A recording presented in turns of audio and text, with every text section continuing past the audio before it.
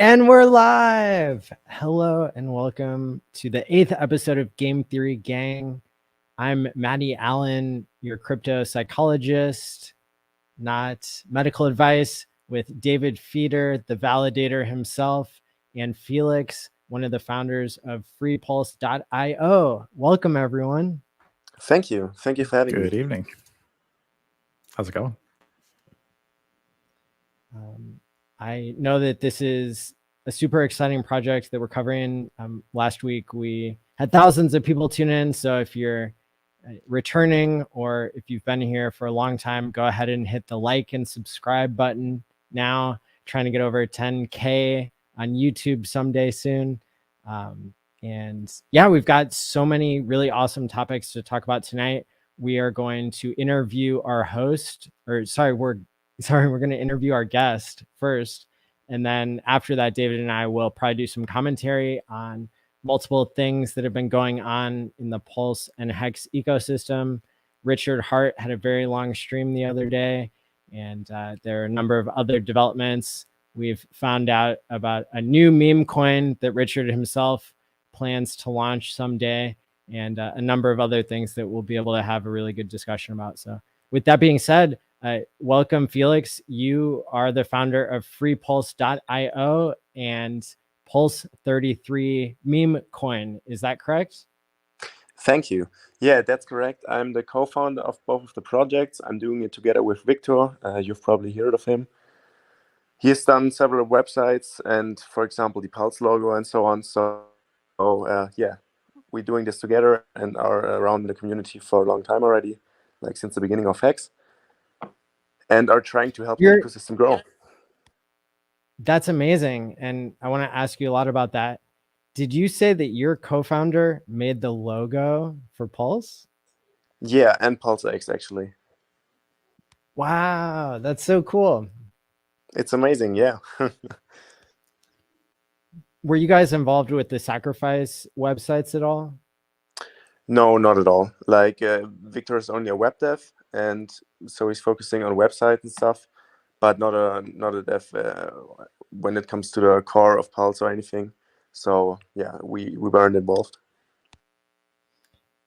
And you two are well known in the Hex community, but for people who aren't aware of you, can you tell us what you're known for and what you're doing here?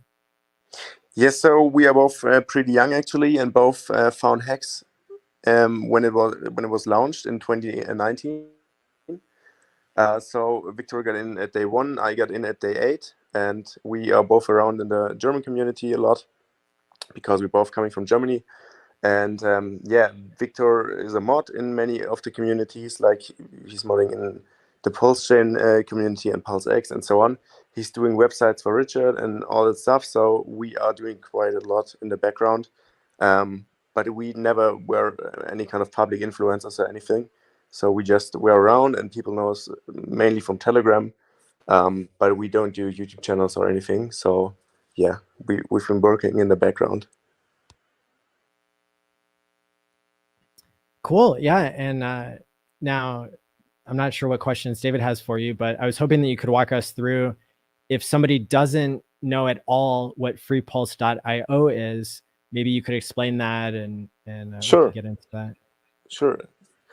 So onboarding to crypto is a nightmare. We all know how it goes. You have to go through a centralized exchange, trust them with your money, do stupid Zoom calls because they lock up your money and so on. Onboarding to Pulse is even more complicated because you have to use a bridge. So you have to go over a different network like Ethereum or Binance Smart Chain or anything else to get people involved with Pulse. And we wanted to fix this. We want people to onboard easily. So we just built a website, FreePulse.io, where you can connect your wallet to the website, solve a captcha, and get free pulse every hour, up to $200 in Pulse. And yeah, it's really the easiest onboard new people crypto because you first don't have to go through this registration process with all the exchanges and stuff. And second, you don't have to risk any of your own money because you just get some free pulse of us, which is really an incentive to get in touch with the whole ecosystem and watch your back row and think about investing money later on. And yeah, it's an amazing tool to get new people involved because all you need is MetaMask and the capacity to solve captcha, which every human has. So it's the best possible onboarding tool for Pulse Chain. And Pulse Chain is the first full system state fork of Ethereum. And what that means is everybody who has any coins on Ethereum will be getting free copies of their coins on Pulse Chain. And if they're in MetaMask at least, it'll be very easy for them to switch networks by just changing a few of their settings. And they'll have access to this airdrop, so to speak. And so I think one of the things that you guys identified would be super helpful would be for all the people who maybe didn't even have any ETH in their account, then they wouldn't have any Pulse. They wouldn't be getting, the minute amount of Pulse that they need in order to test out the network on the live net. And, so they would potentially have to go through a whole process instead of just being able to hit the ground running. And I've heard rumors since then that maybe Richard is planning to drop like everybody in the world, or everybody who at least is on Ethereum, like one Pulse coin or something like that, in order to avoid that problem. But I guess you guys were the ones that came out with this solution first, and you've gained a strong following as well among Hexicans and Pulsicans. Yeah, right. So you can claim every hour up to $200. You will get an average of like 10 cents to 50 cents. We may adjust it on the mainnet. So you can necessarily either use this for gas fees or smaller amounts of PLS, or try to build some wealth with it, because if you claim $200 at the beginning and Pulse does a 10,000x, which Hex has done, for example, you would have $2 million for free, which is quite a lot of money for everyone in this world. So you could not just pay your gas with us, but also have a chance to become rich one day. Yeah. And I just want to shout you guys out too. I've personally been a beta tester user of FreePulse.io on the testnet, and I really enjoyed it. The faucet worked great. Thank you. Yeah.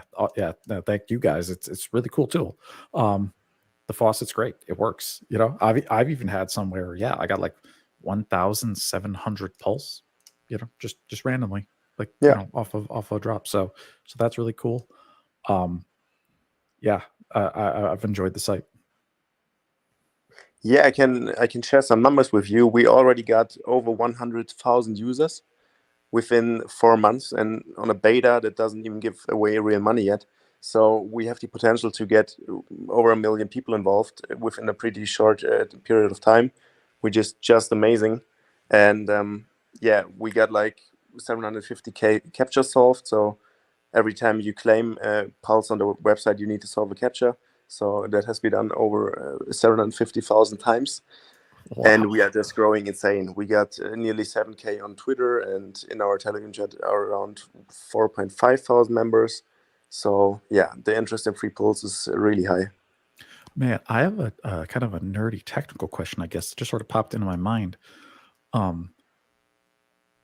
you afraid or worried about almost like, remember like World of Warcraft, like gold farming? Are you worried about like farming teams that may try to literally have people sitting there trying to, like, rooms of people trying to guess the captures over and over and over and get the faucet? Yeah, we are worried about them, and in case we notice that people are doing such thing, we have to change some things. But we will start as if no farms would exist and see how it goes. Like, we hope for the people not to exploit it, and just be able to operate normally. Okay. How's the experience? I know it's the test net, so it's really hard. I feel like it's just a small subset of the users. How's the traffic been? Well, actually, you said that there was 750,000 captcha claims on the test net alone? Yeah, right. Wow. Okay. So, all right. Cool. Is there an average of how many captchas each user does? Just out of curiosity, if you have that data. Yeah, around 7.5 to 10. Okay. But know that it's the testnet and that it doesn't actually give you real money to solve a captcha, and that you only get some worthless TPLS. So many people aren't motivated at all to keep doing it. We expect this number to be way higher on the mainnet when you actually get some free PLS. I think that is a fair assessment. I'd agree with that as well. I would expect it to be much larger in mainnet. Yeah, definitely. So this is an example of a faucet, which is something that has existed before in Bitcoin and Ethereum, where users can get typically a trivial amount of coins to see how it works and that sort of thing. Again, on the main net. And so, yeah, I think that it's really exciting that, that there are so many people already recognizing how valuable Pulse could be.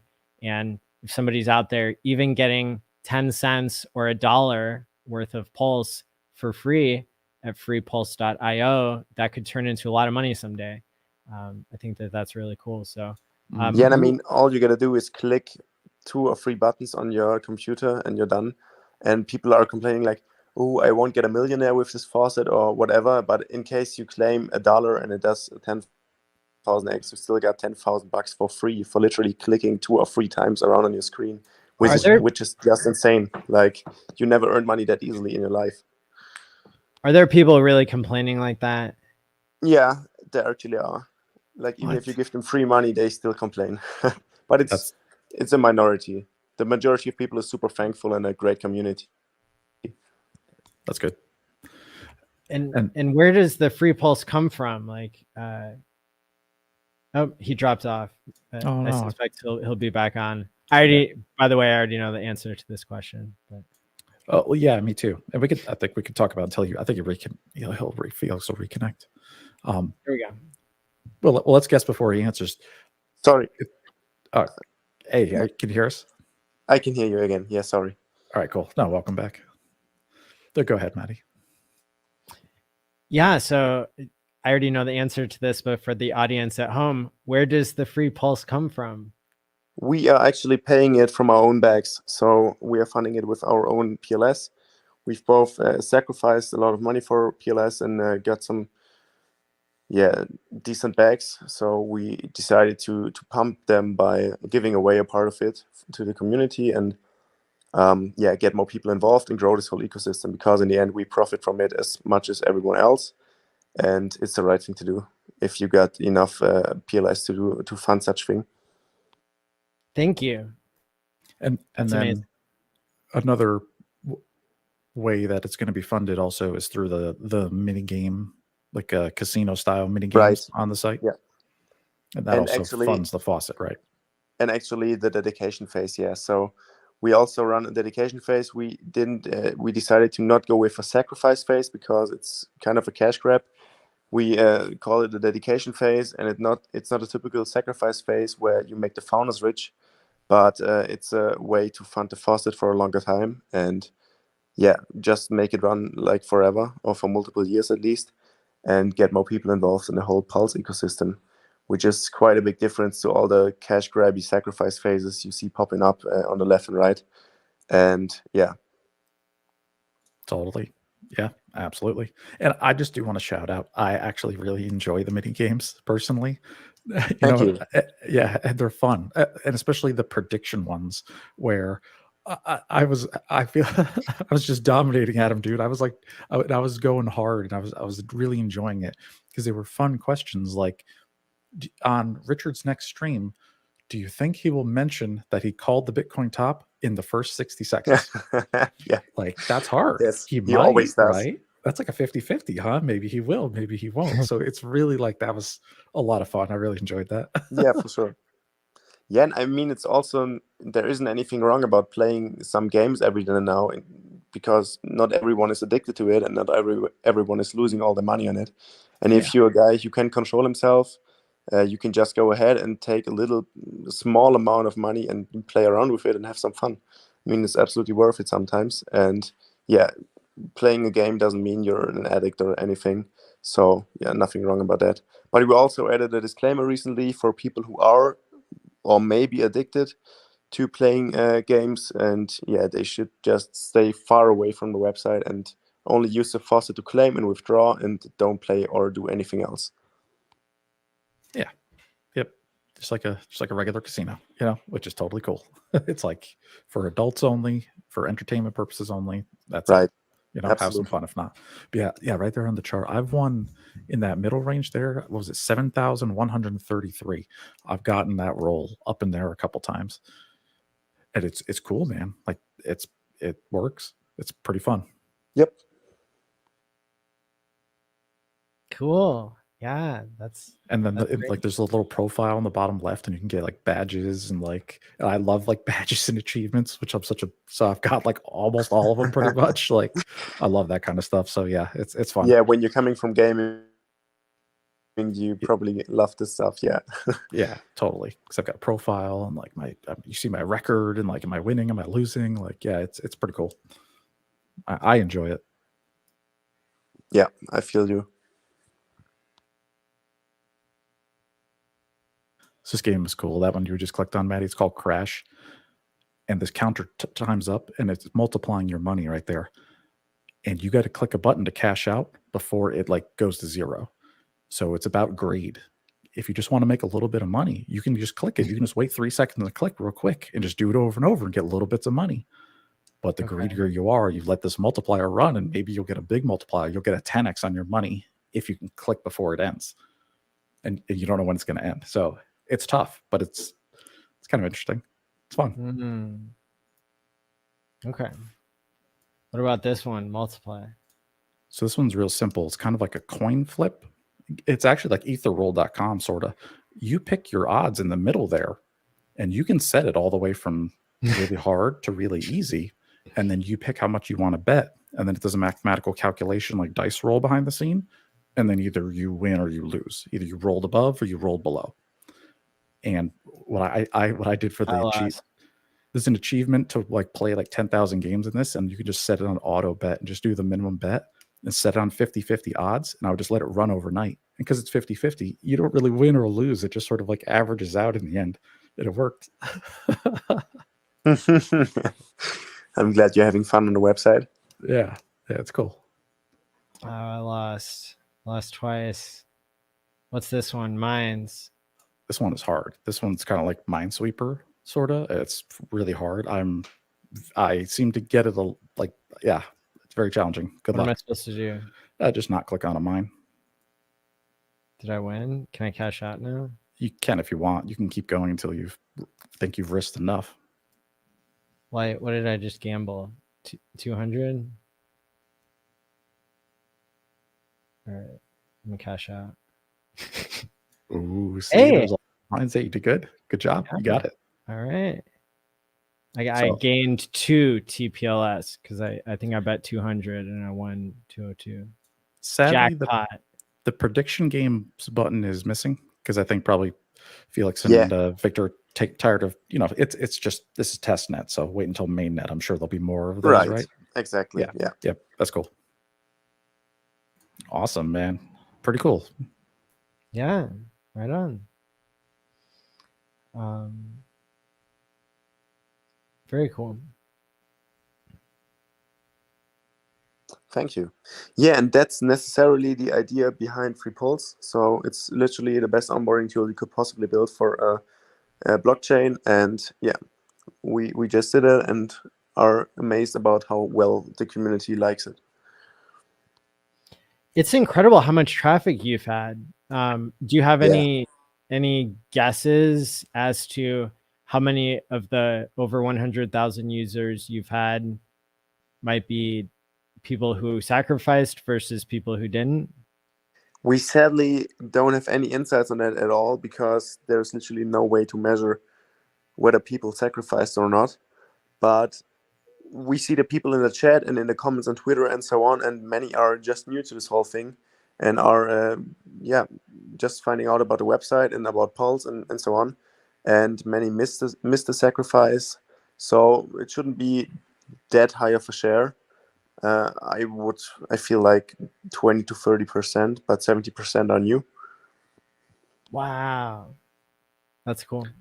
Oh, one more thing on the site. Over in the left is the little chat button window. Yeah, it's amazing. That's a chat with actual other people. It's not like a support button. That's like a chat. You can chat with all the other users that are playing right now. And I even see some familiar names in there. By the way, we will be the first social network on a blockchain because we will enable DMs. So you can literally DM any crypto address that's on the Pulse chain, and you No might have way. the chance to, you might have the chance to just DM the God whale and hope for an answer. We're definitely going to do that live. Yes, sir. It will be fun. All right. Looks like people are playing drinking games on there, and somebody recognized me. There you go. Yeah, this is definitely an adult place for Hexagons to hang out after, after true. work, you know? Absolutely. Especially the chat. Like, the people are going insane there every day now. Nice. Wow. There's a lot of stuff hidden here, isn't there? I didn't know about this. Vincent Fuchsia's a local whale in the casino, too. I've seen him around. You can tell by the people have a level. He's level 72. Like, that's a lot. He plays a lot. Yeah. He's very active. Yeah. Yeah. So a UPK, like 163. Yeah, that's also. Yeah, he's around on Telegram and Twitter and everywhere. Like, he's one of our strongest supporters. Yeah. So there's Hexagons in here. Yeah, it's really cool, man. There's always people here to talk to. It's fun. Nice. Oh, yeah, David, they know you as well because you're pretty active as well. Yes. Yep. So, I got because if you're like a streamer, you can talk to Felix and Victor in the Telegram, and they'll give you a little verified badge in your account, and they'll put your name on there if you want, and then you can talk to everybody. So yeah, it's awesome. It's a lot of fun. I enjoy it. I love games. I used to be a gamer, so this is it's Pulse games. Who wouldn't love it? Yeah, absolutely cool. Wow. Yeah, they are calling me mom because Victor claimed the daddy title and gave me the mom title, so I'm mommy. Oh, that's cool. We have not talked about P33 yet. Is there anything else we wanted to say about FreePulse? I think that's pretty much it. Like, yeah, it sums it up pretty perfectly. Awesome. So, what you want to know about P33? Just a general overview, or? No, I want to know everything. Yeah. So P33 was actually a super spontaneous idea of Victor and me. Like we talked about it the other day, I think and it's Pulse 33. It was ready, and we launched it. So people were offended that we didn't announce it properly or anything, or didn't give them a chance to get in early. We just launched it when it was ready. So yeah, it's a meme coin. It doesn't have utility at all. We always say that because you can never expect profit from the work of others and so on. And yeah, it's really just a meme coin and nothing more. You will get a copy on Pulse for sure. It's currently running on the Binance Smart Chain because it has low fees, and it's medium. I wanted to ask look, let's pause there for a sec. The Binance Smart Chain. You chose the Binance Smart Chain because of the lower fees and just ease of use to swap. And then part two, do you think that's affected the amount of users you've been able to onboard so far? Do you think it's less or more than if you launched on Ethereum? I think it's less because there's just more people on Ethereum and more people are aware of Ethereum. And the Binance Smart Chain has really a shitty image because so many scams are running on there. So I don't feel like people are really trusting this chain at all. Yeah. Is that an advantage though? Was that part of the strategy for choosing Binance Smart Chain? Actually not. The main reason was just that the fees are too high on Ethereum to have a casual meme coin with low liquidity and stuff. So people are putting like 200 or 400 bucks in and are losing 100 bucks on fees. That's just not doable. We just had to launch on any solution that has low fees. That makes sense. I completely understand that.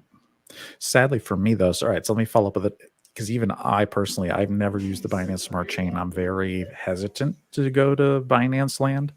I've heard, because I'm in the States, that I need to use a VPN before I can even connect to the Binance Smart Chain using MetaMask. And then is there a bridge from Ethereum? Can I bridge from Ethereum into BSC directly? Yes. You can, yeah. All right. If I buy wrapped BNB on Uniswap, can I bridge that over, and then does that become regular BNB? Like for That I gas? actually can't answer. Okay. I was always using it with BNB directly. Like I was on ramping through Coinbase, or not through Coinbase, sorry, through Ramp Network, and buying BNB directly, because I'm also not a heavy user of the Binance Smart Chain. I'm mostly on Ethereum and pretty rarely on the Binance Smart Chain. And yeah, I don't actually do it often, so I can't answer if the wrap BNB will be real BNB under Binance Smart Chain, but I think so. I would imagine that you'd have to go back to the contract that wrapped it, and that wouldn't automatically happen if you just send. And so sending in that case could probably lose your funds. Yeah, but I think the major bridge is supported, so should be doable. But I wouldn't go that way. I would bridge in anything else. Okay, I was like US dollar coins. For example, yeah. USDC I could just bridge from Ethereum to Binance Smart Chain some USDC and then you trade that. Okay, cool. I was I was kind of looking into it today. I haven't bought any P33 yet. And I might just like. Have you been on Binance before, Maddie? Have you ever connected to the BSC? So that's I looked into it today. And I've never done it before. I don't even know. Yeah, it's that's my understanding too, is that I went ahead and added the custom network to MetaMask, and then what I was seeing is that I couldn't go from Coinbase and send like BNB coins, and then I was realizing that you'd either have to like KYC, I think, with Binance US, or you could use a VPN, and then you could do just the regular Binance bridge or whatever, and so it would be a bridging in process. And so all right, that's as far as I got. Sounds like a bunch of work.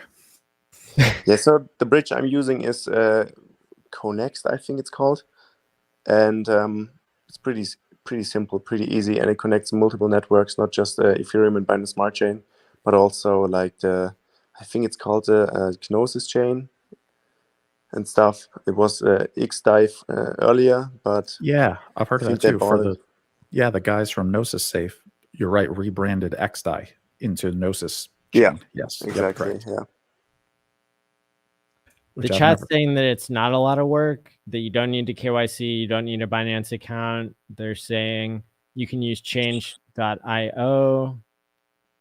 They're saying you can swap ETH to BNB. On which chain? Like, do I? Yeah, that's the question. Can I get some BNB on Ethereum and then bridge it over for gas on the BSC? So I have some gas waiting for me that I can like kick in there, because that'd be sweet.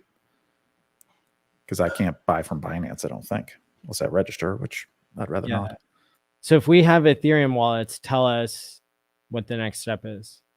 Please, chat. All right. So let's get past connecting to BSC. Let's pretend we did, and then right on PancakeSwap is where we can get P33.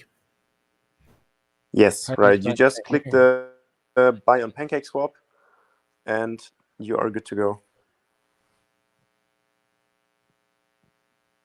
There it is. It links directly from their website, pulse33.com.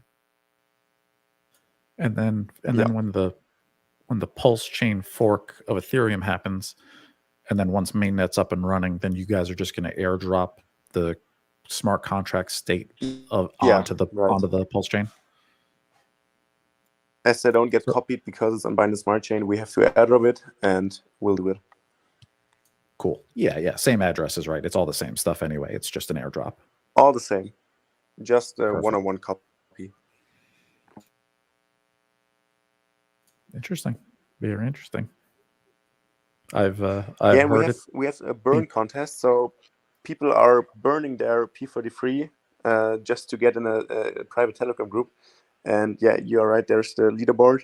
So people are burning tremendous amounts of P33, and it's just amazing because I've never seen a community burning their funds for the community. Like to increase the price or lower the sell pressure. And they're also doing giveaways in the Telegram chat and stuff. So the bigger whales have identified themselves and giving away free P33 to smaller community members and stuff. It's a pretty amazing community that's built around there, and yeah, kind of glad to be a part of it. How many P33 have to be burnt to access the Telegram? It's 420. Wow, one of my favorite numbers, 420. Oh man, what a great choice.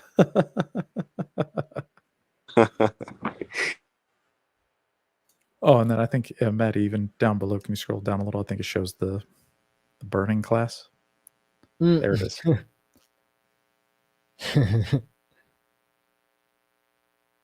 Wow. Yeah, so the Fire Club is the Telegram chat where you get access to when burning 420 PLS. My God, P33. It's 3 a.m. in the morning over here, so I'm kind of tired. Yeah, and many people are doing it. Like we have, let me check, 40 members or something. They love burning their money. It's amazing.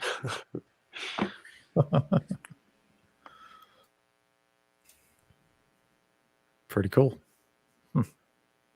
And to burn, people do. Oh, they send it to this address. I see.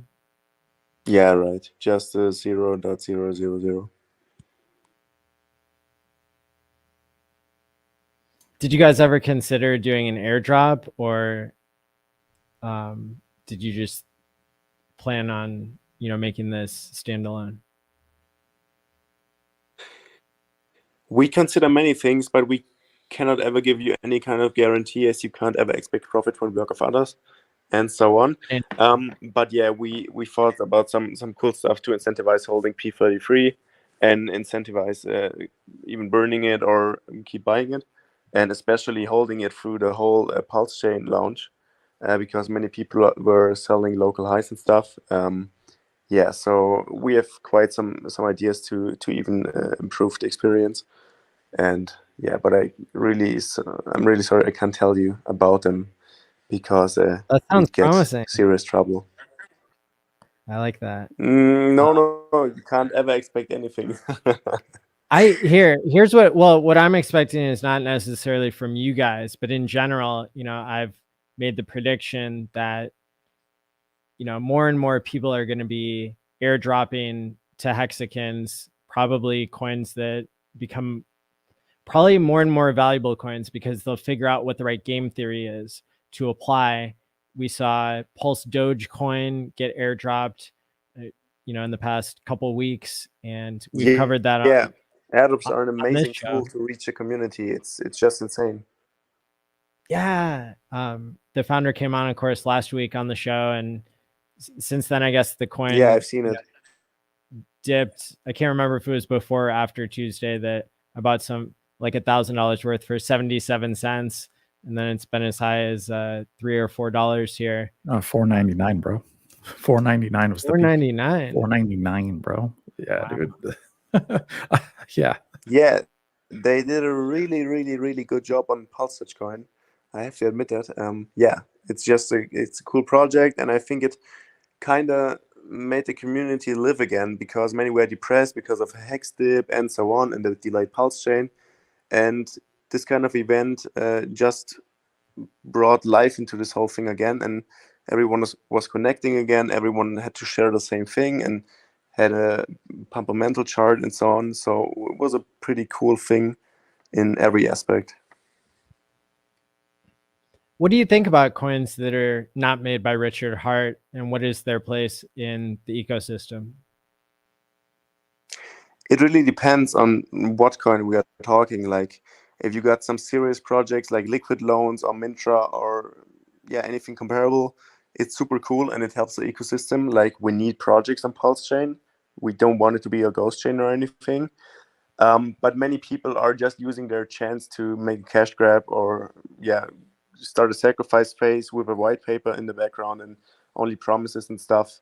And yeah, that's absolutely not cool. So you really have to look into the project you think about sacrificing for or buying in. And yeah, it mostly helps when you get some influential hexagon in the background, like Gerardo, or like we all know Jesse the Pit Boss in the meantime from Telegram and stuff. He's behind Liquid Loans. He's one of the guys behind Liquid Loans.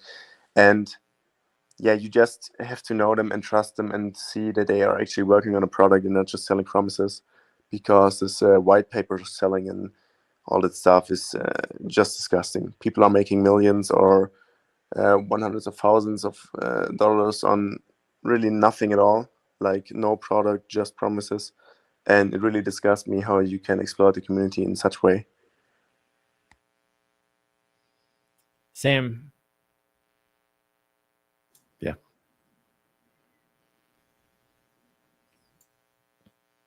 What other questions do we have? Well, I've heard that this has low liquidity. Is there a particular? Is there a reason why? What's the game theory surrounding that? Yeah, what are the tokenomics here? That's super easy. High liquidity makes it hard for the price to move. And to start a project with high liquidity probably isn't the smartest thing, because first, people get tons of amounts of whatever you are creating. Like, for example, with Hex, it was at the beginning that the liquidity of Hex was pretty high on Unisocks version 1. So whales could load their bags and get tons of Hex for relatively a low amount of money, and later dump it on the market and suppress the price for months or weeks.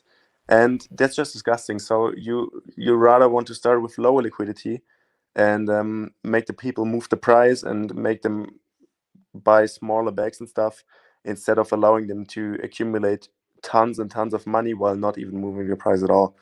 Yeah, in the end, it's all about the price performance, and you want the price to moon. Like, that's what everyone in the chats want, and what crypto is generally fought for in the end. And yeah, so we didn't want whales to allow it to accumulate too much and dump too much on the other people, and we also wanted a great price chart, and got it.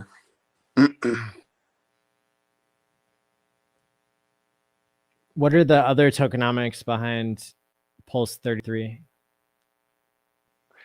There really aren't any kind of special tokenomics. Like, it's a meme coin without any use case. It has a fixed supply, it is immutable, and so on. You can read all of that on the website. But it doesn't have any staking mechanism or anything similar. It's really just a coin with a limited supply, and most of it is in the hands of some entity no one knows. So it's less and less in circulation as people are burning their P33, and the price is probably going to increase. But as always, no guarantees, and you can never expect profit from the work of others.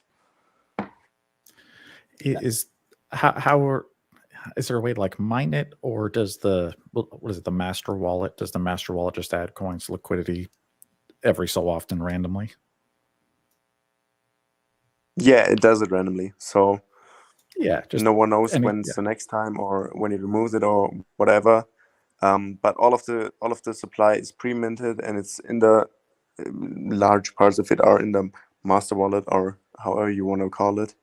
And yeah, it's providing liquidity and stuff. Pretty cool. And it's not selling at all. Like, it hasn't ever sold a single entity of P33, and my gut feeling tells me that it won't ever, because it doesn't need to, and yeah, just acts in favor of the project. Do you count providing liquidity as selling?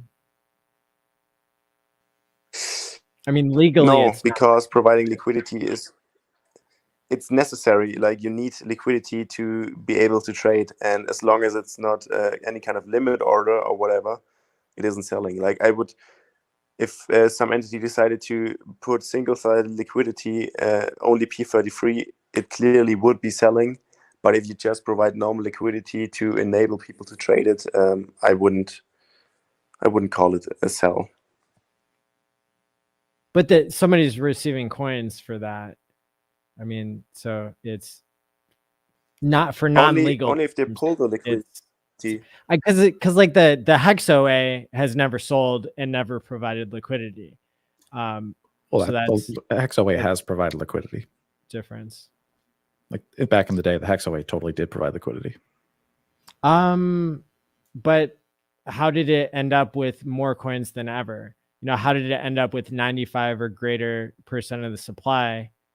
Was not by selling coins, was not by providing liquidity and letting people walk away with them. You know, it accumulated from 50% of the supply, is my understanding, all the way up to over 95% of the supply. And it didn't, it did that by buying. Yes, there was buying involved as well. Yes, a lot of buying. Yes, I don't dispute that. So, but True. in terms of providing liquidity, that's valuable information. So I guess I was wrong about that. You have on chain to show that. I thought Richard said the OA didn't seem to ever provide liquidity. I'm pretty sure it was way back in the beginning. Well, of I mean, Uniswap Gunter V1. was making a lot of assumptions on his spreadsheet based on like the size of accounts and the timing of when they moved, but mostly the size of the accounts, which is not definitively linking all of that to the OA. I've never done a Hex OA audit myself. I've never done it with my own eyes, and I've always wanted to, but I know it's a deep dive, man. That'll take like a week or two, man, to thumb through all that. I don't know. I don't have all the programming skills in the world, but I would imagine that there'd be some tool out there that like allows you to probably see that stuff. Like you can automatically crawl through like all the sub addresses and create like a chart. I sort of did do that on duneanalytics.com. And I think you can even search it. You can even put in like David Feeder and Hex OA audit at duneanalytics.com. I have like a pre-saved like script there.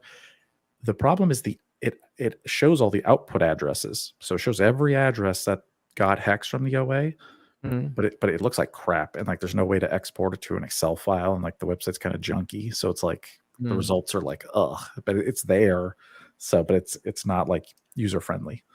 So I just never got around to doing it by hand. But well, our audience has their homework assignment for the week. I mean, and I've never had a need to really trace it down. Nothing bad's ever happened, so I'm not too concerned. Correct. Do you just want to shout out? I love the total supply. It's just necessary for anyone to provide liquidity because you want people to trade the asset, and some entity holding large portions of such asset might be interested in making it tradable because a non-tradable asset is just worthless. And I wouldn't consider it selling as long as it's not single-sided but both-sided liquidity, like just a usual pool as we know it from Uniswap V2. And that's pretty much answers the original question. Okay, it's double-sided liquidity, two-sided liquidity. I mean, yeah, for sure.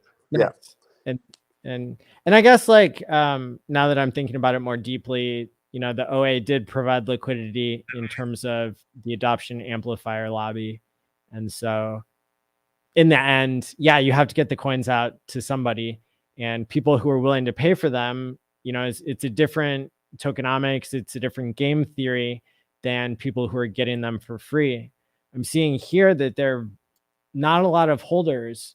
There are about 5,000 people who watch this show regularly, and that's like over 5 times as many holders as there are in this token. And so that tells me that it's still pretty early, probably, and that's kind of cool.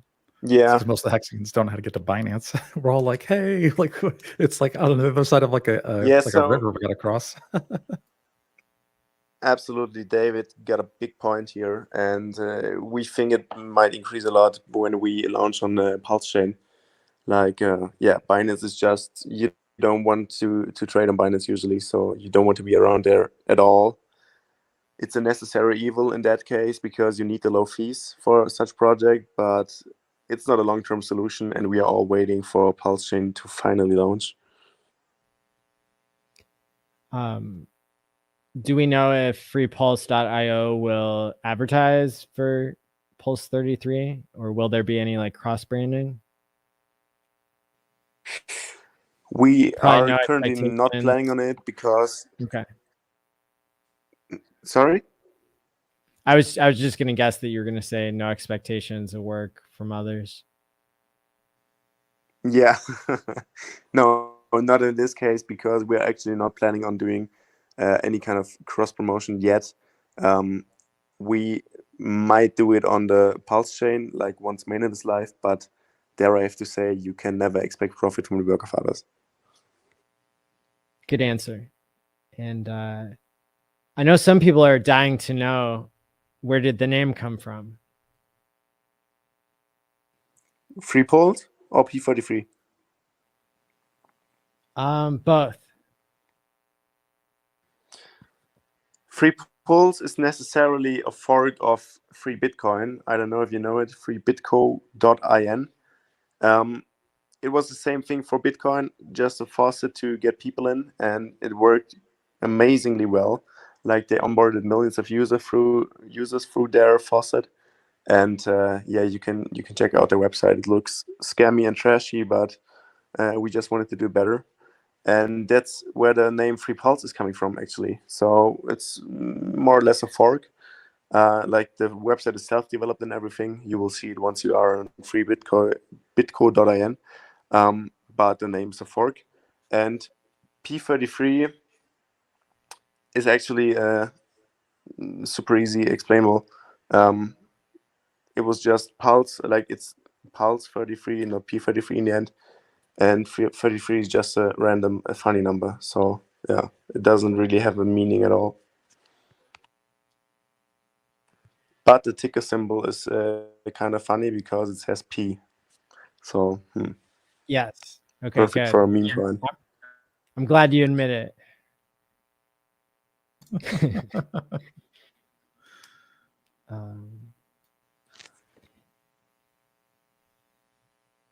Awesome. Does this mean that there are 570 people on the website right now? I think you might have to Yes. refresh the page, but Right. yeah, there should be. That's awesome. Thank you. Yeah, it's pretty amazing. It topped at like 800 and is now constantly at 600, around 600, like between 500 and 600.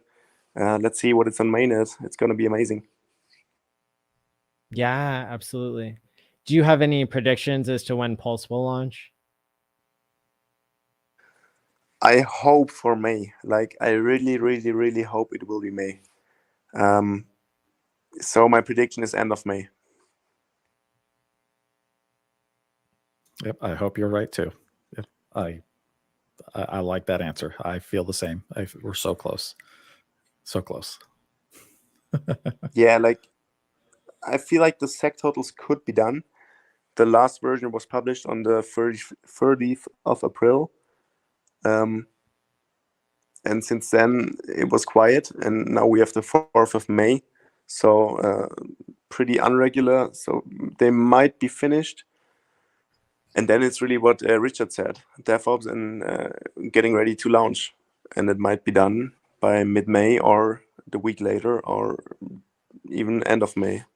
And I just hope it's May in any way. I don't care if it's mid-May or end of May. Just make it May, please. Yeah. Yes, please. Have you guys been getting any FUD? And how do you deal with that? Yeah, at the beginning, like people were calling us a scam and stuff because we have free in our name. But nowadays we don't really get any FUD because people know what this is about and that we can't scam them in any way. Like you just need to connect your wallet to the website. We don't ask for any permissions or anything. So you don't have to sign any transactional stuff. Just sign an auth, which is a way to prove that you're actually owning the wallet that you are connecting. But we can't access your funds at any time. So there's literally no way for us to scam you. We are giving you our money and not taking yours. Like taking your money would be a scam. Giving you our money is the opposite of a scam. Yeah, that's the FUD we have to deal with at the beginning. But as I said, it's settled. and people are just loving their website these days. Do you have an opinion on whether like you'll ever take a profit in terms of like, do you think that in the Hex ecosystem, do you think that that's something that's acceptable, even let's say like for other projects now, if you can't comment on your own project, do you like to see projects that are doing things for free? For example, I made a front end with Future Us called tshare.app and also Yeah, I know that. go.tshare.app.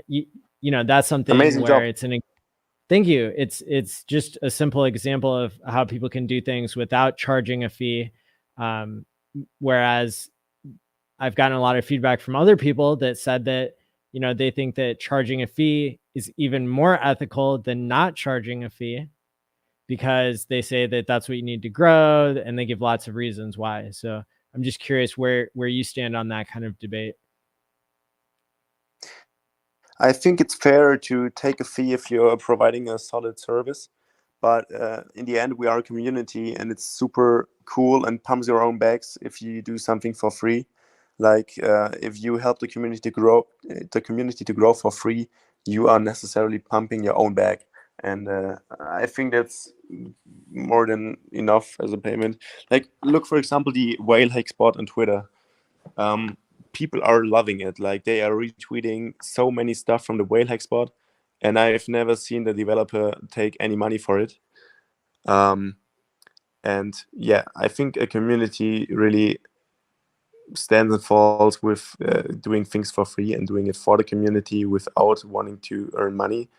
And yeah, that's really the goal for FreePulse. Like, we pay it with our own bags, and we hope to be a zero-sum game at some point, just to make it last longer. Because even our bags will be drained at some point. So yeah, we don't expect to make any huge profit from it. Like, as I said earlier, the dedication phase is probably going towards the faucet and stuff. Again, you can never expect profit from the work of others. Yeah, and I think it's the best way to do a project, especially when you have a new project or new ecosystem growing, like Pulse Chain. It's just necessary to provide free services in order to make it grow. Cool. I see two different buttons or links here on your site. One of them says referral. The other one says hashtag FP space shares. Can we go over like both of those? Yeah, sure. So when you click on referral, you can get a link to the ref system. It's super easy. It gives you 50% of the free spins, like of the claims the person does, and 1% of all the bets they're placing. So whenever someone wins $1 on the faucet, you get 50 cents on top. And whenever someone bets $100 at crash or anything, you get one buck. And yeah, that's just how the ref system works. It's super easy. And you can share your link. It's amazing for influencers that might also share their stake or app link or anything. And yeah, it could be a decent way to earn some passive income. Is that a perpetual referral fee? Or yeah, actually, yeah. Wow, that's really cool. That's you know, like most places will only give you up to $10 worth or something like that. But I know that the original design for Staker app was to have a perpetual referral, which is super generous. And it also, I mean, you know, is probably super incentivizing to people who already play that game of selling their audiences out, or, you know, whatever, adding value. I mean, like, depending on what the service is that they're making the referrals from.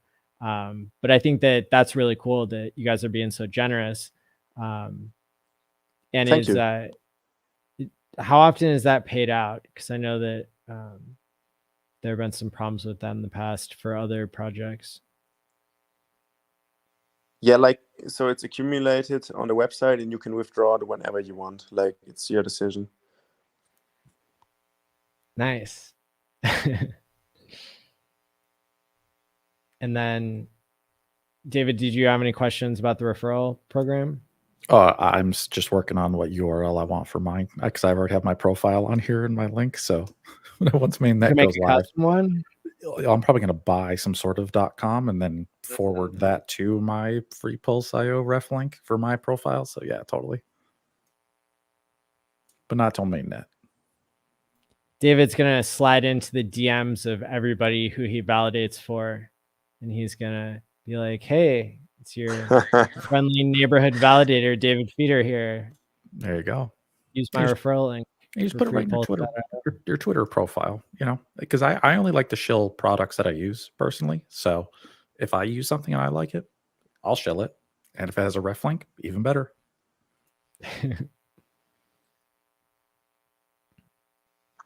Yeah, so FP is our own token. Like we will launch a token. It's called FP. And that's what the dedication phase is for. Like dedicators might be airdropped FP if they're lucky. Like no expectations, no expectations of profits, and no guarantees and stuff. But yeah, you can dedicate to one of the pools already if you want to join early, and the dedication phase will take place around 1 month after mainnet launch. So yeah, it will be our own sacrifice phase in a rebranded way, because we didn't want to use the term sacrifice anymore, as so many people are using it for a cash grab. We have a lot of advanced users on this show. Could you go into more detail about how these like pools work before? Yeah, so the pools are super easy. There will be a volume bonus in place, like at the rigid hard sacrifice phases. And pooling might make sense just because you might receive a higher volume bonus in the end. Because yeah, if you combine your money with others, you can just go and sacrifice more or dedicate more, and therefore get a higher volume bonus. Yeah, that's all about the pools. Like you can either join a pool and get a higher volume bonus, or dedicate on your own and get a lower volume bonus. So yeah, it might make sense to join one. Cool.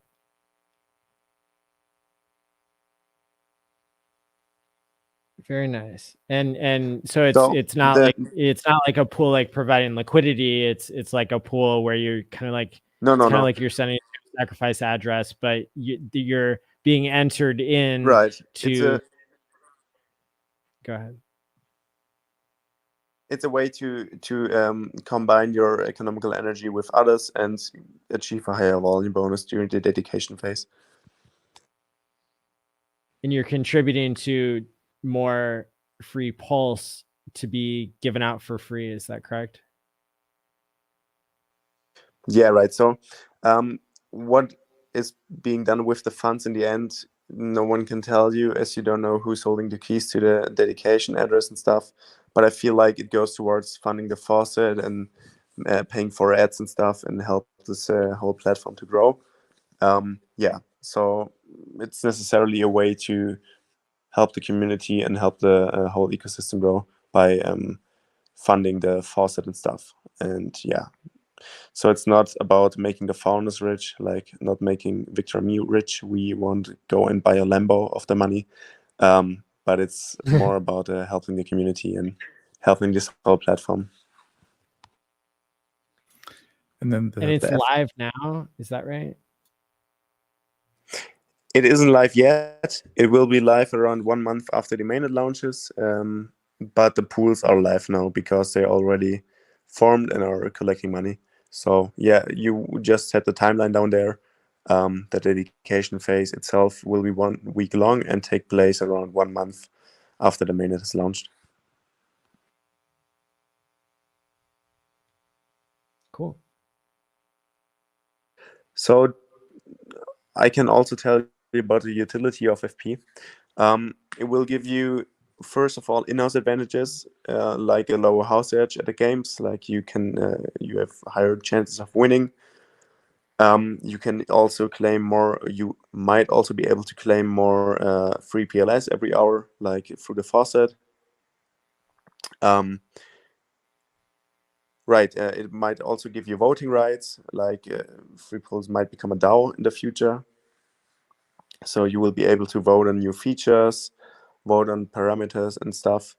And it also FreePulse might also use 1/3 of all revenue generated through the website and through the mini games and through features that might be coming in the future to buy back and burn the FP token, so that a constant buy pressure is generated.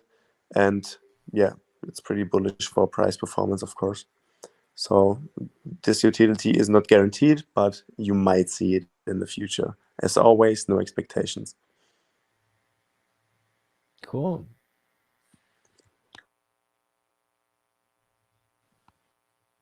What other questions do you have, David? No, it sounds very interesting. It reminds me yet again of Etherroll, where they had the DICE token. Theirs was a little different. This is back like 2017 on Ethereum. I think it's still around, etherroll.com. And if you held DICE token every quarter, every 90 days, if you had them in your wallet, you would be able to go to the website and claim a portion, your shares portion of the winnings of the casino. And it would actually like pay you out. Etherroll's still not around. I don't think it's working anymore. This is obviously very different. But I like utility tokens like that. If you're a user of a website, such as like, getting extra pulse for the faucet, like that's pretty cool. It gives you a multiplier based on how much FP shares you hold. Pretty interesting, or having an advantage of the game is pretty cool. So I would be very curious to see what features come out, because it's cool. That's what utility tokens are all about. Yeah, I can tell you the website you see right now is like 5% of what's coming in the future without making you expect any profit. 5, yeah. So we are planning on amazing features, and it's going to be way, way, way bigger than what you see right now. And yeah, as always, you can never expect profit from the work of others. Yeah, these are not a security. You do not own a share in FreePulse.io by buying these. Yeah, nothing like that, right? Yeah. Why are there 2 dedication pools? Absolutely right. Sorry? Why are there 2 dedication pools? Because there were 2 different groups forming. Like, one is the Magic Carpet Ride. You probably know them. They've run several pools before, for example, for Pulse X or liquid loans and stuff. And another pool is founded by a guy of the community. Thiago is his name. And he just decided to start one. And yeah, so there might be more pools in the future, because whoever decides to start one will be listed on the website. Oh, I could like start a pool. Yeah. You could start a pool, of course. Anybody could. You just have to manage it, though. And then once the coins are handed out, you have to hand out the coins to everybody who chipped into your pool. I mean, you have to manage a pool. So that actually could be also done by the entity doing the airdrop of the FP tokens, just to make it less effort for the people managing the pool. But we could discuss this in the DMs, Maddie, if you are interested, of course. Okay, good to know. Awesome. Yeah. Well, what else do the people in the chat want to know? This is your chance to ask questions. Somebody said, what's the deal with the levels? I'm not sure what they're referring to. So the levels are really just a way to keep the people engaged on the website. You get a higher level by claiming as much as possible. Like, the more you claim, the higher the level gets. And yeah, it's just a small feature for people like David who love to achieve some things and get some badges and have some levels and so on. Yeah, just a little gamification of the whole process. Oh, David is level 16. I think you can click on me, Maddie, and you can see my profile. No way. Mm-hmm. Yep. So there I am. There's my What address. does all this mean? Those are the badges, man. So if you click on them, it should tell you what they are. No way. You might have to zoom out to get the The alert is in the top left. There it is. Verify. You're verified? A verified official David Wow. Feeder account right there, man. Oh yeah. Elon didn't even have to get involved at all to get you verified. Incredible. No, all you got to do is reach out to Felix on Twitter and the Telegram. Nice. Yeah. VIP, you paid $100 in PLS. Yeah, it's test pulse, so and there's Okay. more levels. There's actually 2 more levels I have not committed, because one of them was, I think it was, I forget, it was like 7,000 pulse, and there was 70,000, then it's like 700,000 and 7 million, and there's more badges you can buy. And the Pro Plus badge, that's the one I'm really proud of, because that one I'd play over 10,000 games. So I would literally leave a browser tab open overnight, and I'd have that multiply on min bet 50/50 just running in the background for days. That's kind of shit I do, man. I'm a miner. I have to mine. Yeah, it's like I have to. My computer has to work while I sleep, otherwise I'm not getting my money's worth. You know. Cool. And then down below it should say like my level, and then there's my ref link, and you can see my balance is empty right now because I actually just won a huge that last prediction game. I freaking dominated. It was awesome. Yeah. What did you predict? Oh, dang. Oh, what was the last question?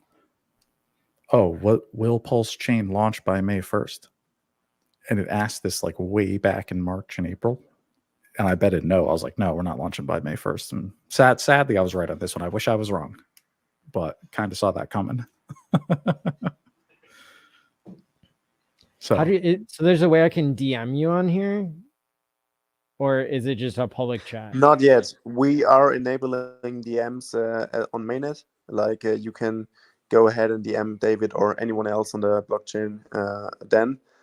But yeah, until then, it's just a public chat, and the DMs will follow soon. Wow, that's cool. And there's not a place for him to like have a profile description yet, is there? Not yet, but also coming. Cool. Whoa, and we can look and see every time. Yeah, I'm not kidding. It's going to be the real social network on a blockchain. Like we've never had this before on ETH or any other blockchain. It's just going to be amazing. Like it's a super cool feature many people don't know about yet. Yeah, Steemit sucked. They gave like 8 different keys. I don't know what all the keys are for. I never used Steemit.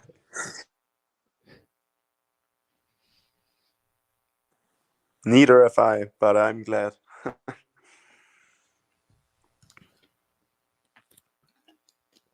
Nice. Well, this is super exciting. I had no idea that you were building a social network here, along with a meme coin, and of course, I knew about the faucet. So this is amazing. Onboarding, game theory, etc., etc. What other insights do you have about the game theory side of things? I guess this is a game theory show. I know that, in my opinion, I guess I'll just say that I think that people who time lock their hex, people who pay their future selves, are very incentivized to stick around and build a community, to stick around and, serve their time getting paid every day, trustless interest, to be promoting, learning new skills like David and I are, to like promote and stream about Hex, and Felix and his partner are out there building things. I'm not sure how that compares to other communities, but it, just from a psychological perspective, it seems like when the average hold time in Bitcoin on Coinbase is 111 days, and the average hold time, at least for people who are using Hex as it was designed, which is probably about like 1 in 3 people who aren't holding it liquid, but time locking it, the stakers, these are people who are holding on average over 6 years. And so that's a long time for people to be sticking around to promote something. Whereas, Bitcoiners, they could really come and go as they like because they're dealing with liquid coins. Do you have any observations, or do you think that my sentiment is correct there? Yeah, absolutely. Like, it's the same thing with Victor and me. We will be around in this community for 15 years. So we start building on it, and we start help growing it, and we start being active in the community. Like, you wouldn't even have this active Telegram chats if you were a guy that is gone in 111 days again. So we are all sticking around since the beginning, and new people are joining every day and locking their money for 15 years. So we all know that we will be together for the next 15 years, or make it 10 years for some, or 5 years, or even 2 years. And therefore, you have an amazing time with all the people that will be around for a long time. And you don't have this kind of community in any other asset, because no other asset is lockable for that long of a time. And yeah, it's just insane. Like, it's an amazing community, and I've never experienced such community before. Yeah, at no place. How long have you been involved with crypto yourself? I started with Hex. I was just lucky. Like, I came from day trading and stuff. And was involved with like the Bitcoin and ETH pairs on any kind of trading exchanges, but really connected to crypto, like the real connection to crypto was born with Hex. And at the beginning, I was a pleb who thought, yeah, I'm just gonna stake till big payday and then sell it all. And yeah, I realized that this wasn't the right strategy, so I emergency and staked all of my stakes and built a ladder up to 15 years. And yeah, that's how I grew with the ecosystem and with the product behind Hex. And yeah, there we are today.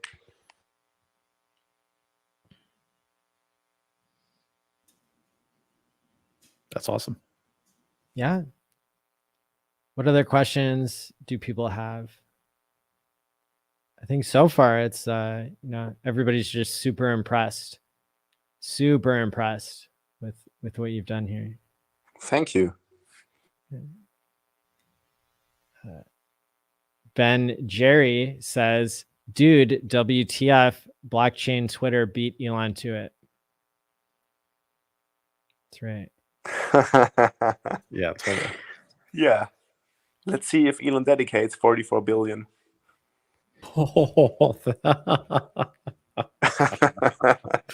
Imagine seeing that in your ether scan. Oh, jeez. He puts all of his Twitter shares on the blockchain and wraps them and drops them to you. That'd be pretty cool. That'd be crazy. How will someone know if they have a message if they don't know about this site? Well, they will just accumulate their DMs and maybe someday open it. Like, it's not like any other social network where you have to sign up first, but you are already signed up by default because you have a wallet on the blockchain, and people can DM you, and whether you read it or not is a different story, but you will have your DMs, and people will send you DMs even though you might not read it. So yeah, it's just a way to get in touch with anyone who might read it in the future as well. there's a way to do that on Etherscan now. It's called Disk, spelled obviously weird, but I don't like it because they gatekeep and censor a lot of stuff. I mean, if we go to, like, for example, if we go on etherscan.io, I can show you guys this. Did you know about it already? Yeah, I think it's more like YouTube comments or anything where you can just go ahead and, like, I've seen people calling names to hex dumpers and stuff. Yeah, and it's not really a chat or a one-on-one chat, but more of a public comment function. Well, our very own Stake Rap founder, Steph, wrote a poem here. People can check out. That's a nice little Yep. Easter egg here on the Etherscan address for the Pulse sacrifice. Totally. I didn't know anybody else read these things. Man, I thought I was the only one. I just get discouraged because like my stuff didn't always show up, you know? Yeah. And I didn't know why. Yeah, I've posted a couple of things. I think I posted like hex stuff, but sometimes you do read these. Sometimes there are useful comments. Sometimes it's people warning about like a scam contract. Like there's Yes. hints in there. Yeah, like you never know. Like there's people putting news about, like what is this address doing? So it's pretty cool. But totally at this Discus, like you got to sign in with them. It's like a side like chat program. Yeah, it's centralized and censored and whatever, and not really a DM function, but more like a comment function. And it also says comment, so yeah, it's not really comparable to some cool DMs. Do you know if what you're building exists elsewhere? We searched for it, but didn't find anything, so doesn't seem to exist anywhere else, and especially not on Pulse. So yeah, but we also didn't find anything on Ethereum or stuff. So we might be the first social network on a blockchain. Well, what about Steemit? Does that count? I don't know. And I also, even if you count it, you will still not see any social network on Pulse for sure. And I think it's all about Pulse. So who cares what's going on in Ethereum or any other chains? We want to grow our ecosystem and make it big. So yeah, that's the most important thing. Mm-hmm. Yeah, Steemit sadly was its own chain even too. A couple of years ago, I remember Steemit. Yeah, but it's nobody uses it anymore. Sadly, a dead project. Well, I mean, I think never dies. But didn't the Tron guy buy it? I think he bought it. Son, did he really? He bought Steemit? Oh my god, he would. Yeah. He totally would. Jesus, puts that in his collection. Ruining them. Yeah, I guess he puts it in his little museum of failed crypto. Do people know what PLS speak is? Maybe it's some other project that people are making. I actually haven't heard of it. Okay. Somebody says Steemit is more like Reddit. Yeah, you post like articles and stuff. Yeah, that's true. Yeah, Tom Boss, go ahead and rewind. Shout out to everybody watching live and thousands on the replay. Hit the like and subscribe button.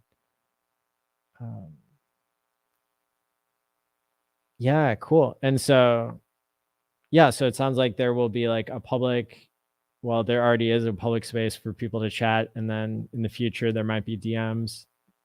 Cool. Yep, right. Wow, that's really exciting. And as you may or may not have said, this may be only 5% of what's to come. Maybe only 5%. Yeah, right. Nice. So, guys, it's actually 4 a.m. in the morning over here, and I need to get up in 3 hours. Wow. Would you be sad if I would slowly go to bed now? No, thank you so much for being here so late. We appreciate it. Yeah, thanks so much for coming on.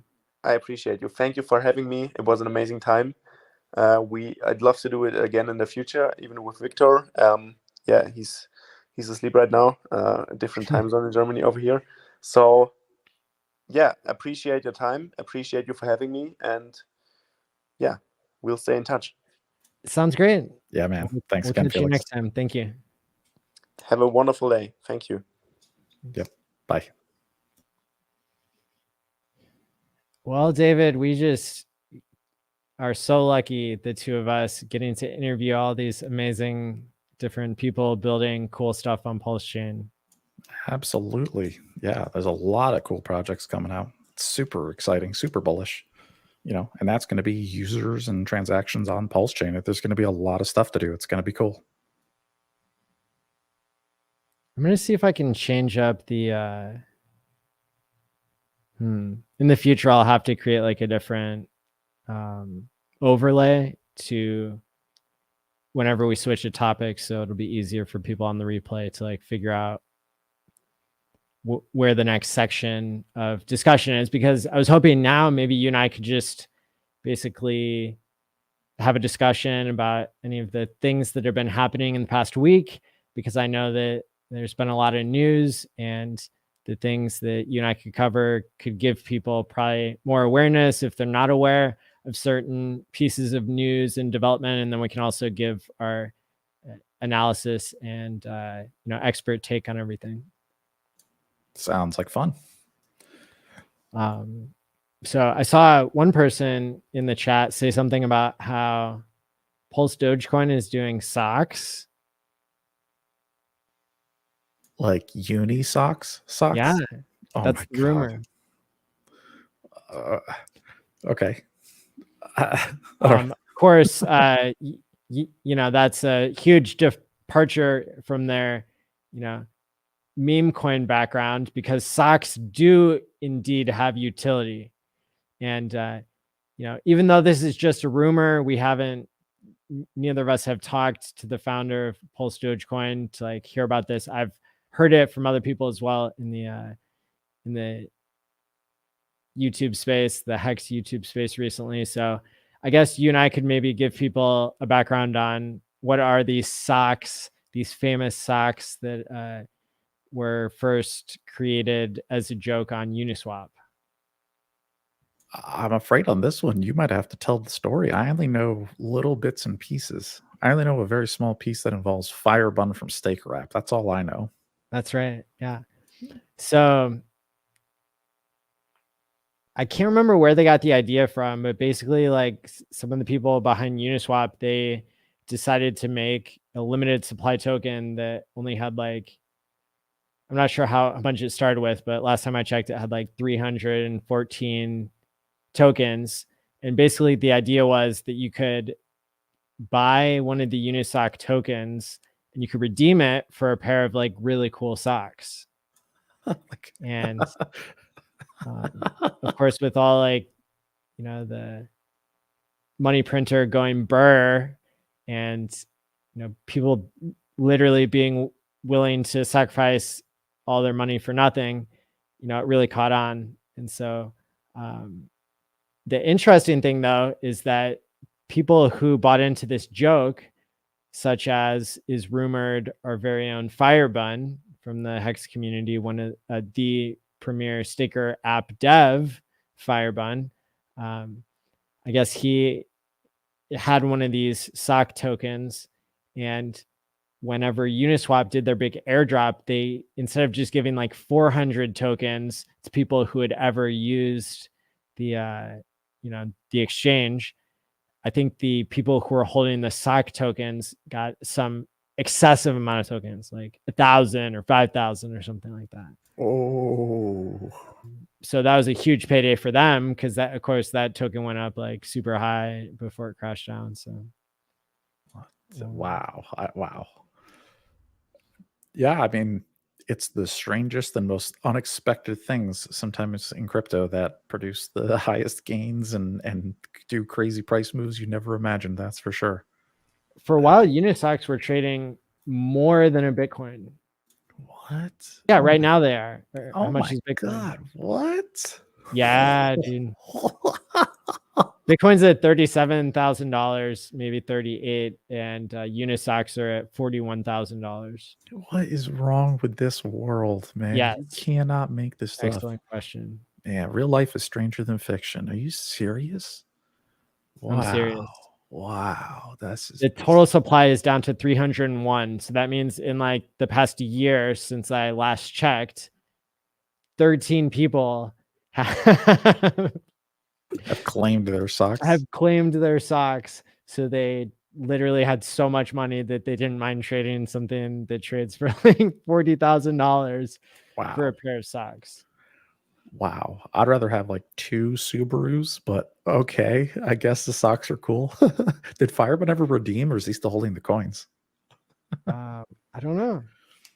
Oh man, this is nuts. I can't believe this. Wow. Wow, they traded to this day. Look at that. Fractions of it. You get a fraction of a sock. Look at that.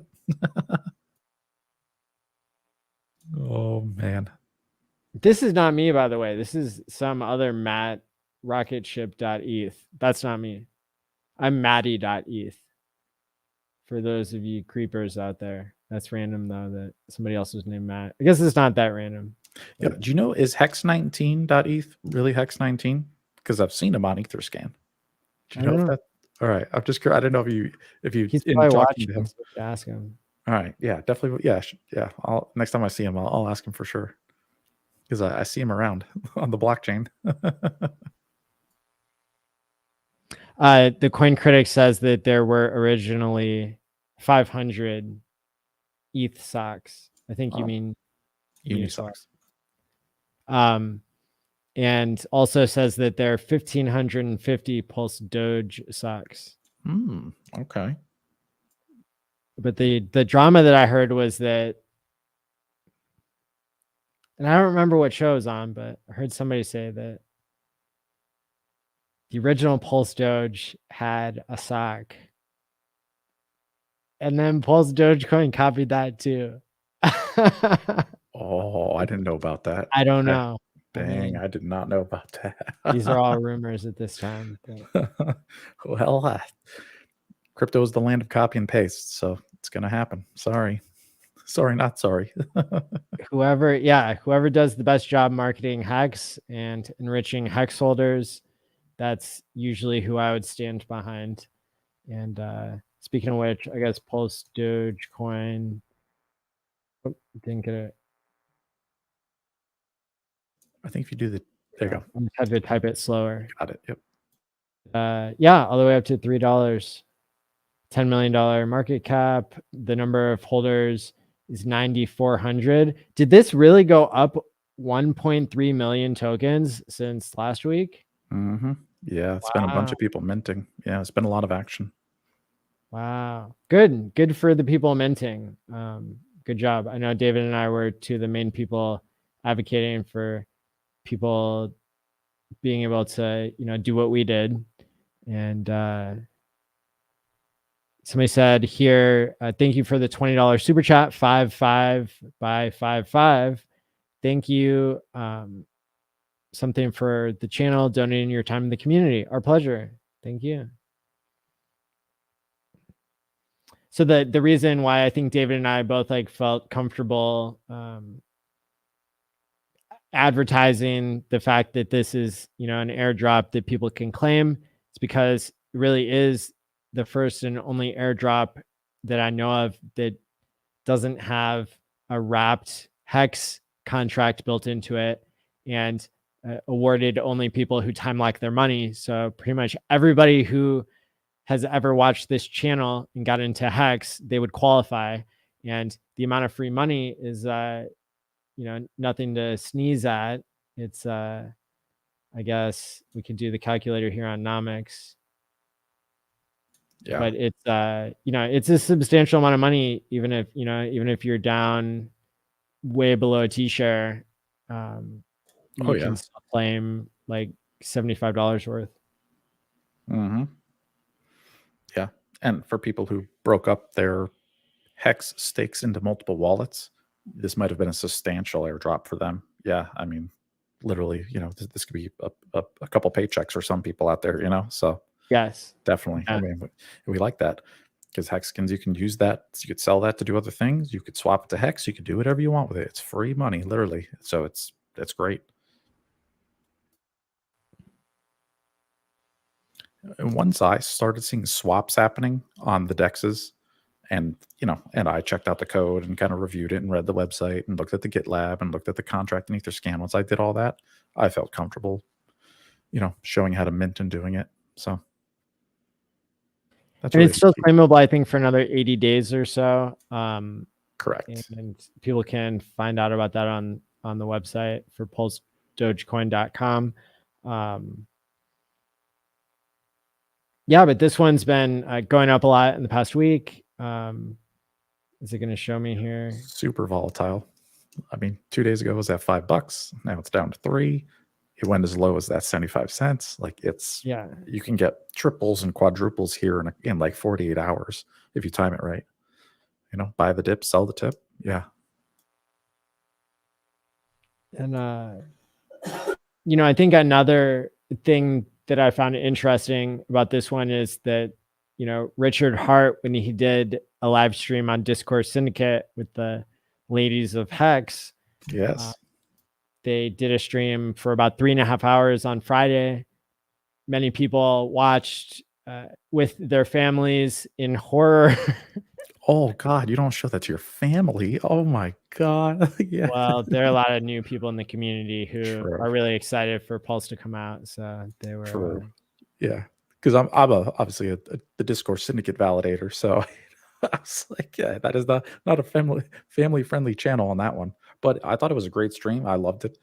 There was a lot of more technical information than I expected, and it was fun time. I think people who complain about that stream, they have expectations from the Like that. persona of others, and that's not cool. Yeah. I thought it was a great stream. The ladies of Hex are great. We're all friends with them. You see all of them on Twitter. They're in the community. It was fun. They were having a fun Friday night. People were mad that Richard said so many sexual things, but those are the same people who don't remember that 1 year ago when Richard went on the ladies' discourse, then that's when we got the name Pulse in the first place. Yeah, man. Yeah, like sex tips and all that. Like, yeah, this is it's part of the culture. It's part of the community. It's it is for adults, but yeah, it's part of the show. But I thought it was interesting that, Richard, he suggested people don't go around like connecting their wallets to random things. That's definitely good advice, that we've echoed here. I anticipated that, without even talking to Richard at all, I just anticipated based on knowing how he's educated his, users over the years that, he is discouraging people more or less from buying ticker symbols that are not his. And so I kind of anticipated that this live stream that he did, that would probably lead to the price of Pulse Dogecoin going down in the short term. But when I was thinking about the game theory of it, I realized that it would also probably lead to a decrease in free claims, which decreases, the amount of the supply that first-time holders are having that would still decide whether they're going to dump or whether they're going to hold. And so in my opinion, it was like, even though the price is super volatile and I'm not really like trading it, for now, it just, it seems like it has a mechanism to balance itself out. It seems like, going back to the original tokenomics, you don't get that much, per wallet compared to, let's say, like Hedron, what people were starting out with there. And then this coin doesn't regenerate itself like Hedron does. And so that's key too. There's that one-time only minting inflation, and then here's your allotment, and that's it. That's key. And the low total supply. I was surprised it started at such a high price. I couldn't believe it started over $1. And yeah, it's because of that scarcity. Yeah. Because it doesn't make sense, right? Like, how could some meme coin be higher than Hex off of day one? And then you're like, oh, because there's like 1,000 times or 10,000 times less coins than Hex. That's how. And then when you look at it that way, it's actually not that valuable versus Hex because, there's not that many decimal places in between versus the total supply. Yeah. The value, and that's where market cap is somewhat useful, is being able to compare between assets. Yes. When you have sufficient volume, there's so many nuances of the market cap metric, because traditionally, and I know that this is unpopular, but I would say I'm allowed to say it because CoinMarketCap is the reason why I became a Hex broadcaster. It's because I was so upset at them for gatekeeping Hex. And, it made me want to get involved in the community that I actually didn't even know existed, about 6 months in. And to this day, they continue to gatekeep Hex. And but I was familiar with all of the like rules that they had for like who gets to be in the top 200. Like they had methodologies that were published that would explain why Hex is not in the top 200 because it doesn't trade on enough exchanges. And that's benefited all of us, I think, in Hex to be gate kept, to well, at least the long-term holders of us, it's benefited us to be gate kept, to have the majority of all the coins in existence having traded through a decentralized exchange instead of a centralized exchange. I think makes Hex stand out as being more true to crypto than cryptos that are household names. But yeah, I think like when I did a deep dive into what it takes to be in the top 200 coins on CoinMarketCap, even before Hex was released, I was looking into that for another coin that I followed, Mimble Coin and Bitcoin Rhodium. I was like trying to understand how crypto works. And that's like one component is a lot of projects, they would pay to get listed on a certain number of these exchanges. They were part of the list, like, whitelisted exchanges that CoinMarketCap was using. Like the reason that CoinMarketCap, I think before CZ bought it and corrupted it and turned it into a Binance shell and a way to stop people from getting into real DeFi like Hex, I think I think that their original methodology was to gatekeep against scams, which Hex is not. Things that were super low volume, that weren't listed anywhere, that could basically pump themselves up to the top 10 if there wasn't these mechanisms in place where, you had to submit all this information and you had to like be listed on so many different exchanges. And that meant some verification procedures and certain amount of liquidity. So at some point, I think around the time Hex was created, then you had CZ buying of Binance, launching his own fork of Ethereum, his own chain that sucks, and doing this, buying CoinMarketCap, and then you had MetaMask launch their mobile app and you had Uniswap like becoming popular all at the same time. So like there were all these changes that happened to crypto and DeFi, and I think that's where I observed the gatekeeping becoming corrupted versus just holding back scams and pump and dumps that were so short-lived because they didn't have any liquidity, because they were just, part of the, I guess, like scams that continued after 2017, like after 2018. This is like when I was doing my research was like 2018, 2019. And so yeah, it's fascinating to like look back and see that evolution and see how the game theory of it all played out to where Hexicans who are staked long, probably are going to end up having benefited greatly by the low prices that have existed because of the gatekeeping. We're not listed on Coinbase. We're not where we belong on CoinMarketCap. Like, there are a number of barriers that are still in place. I completely agree. It's just like the struggle we had tonight with P33.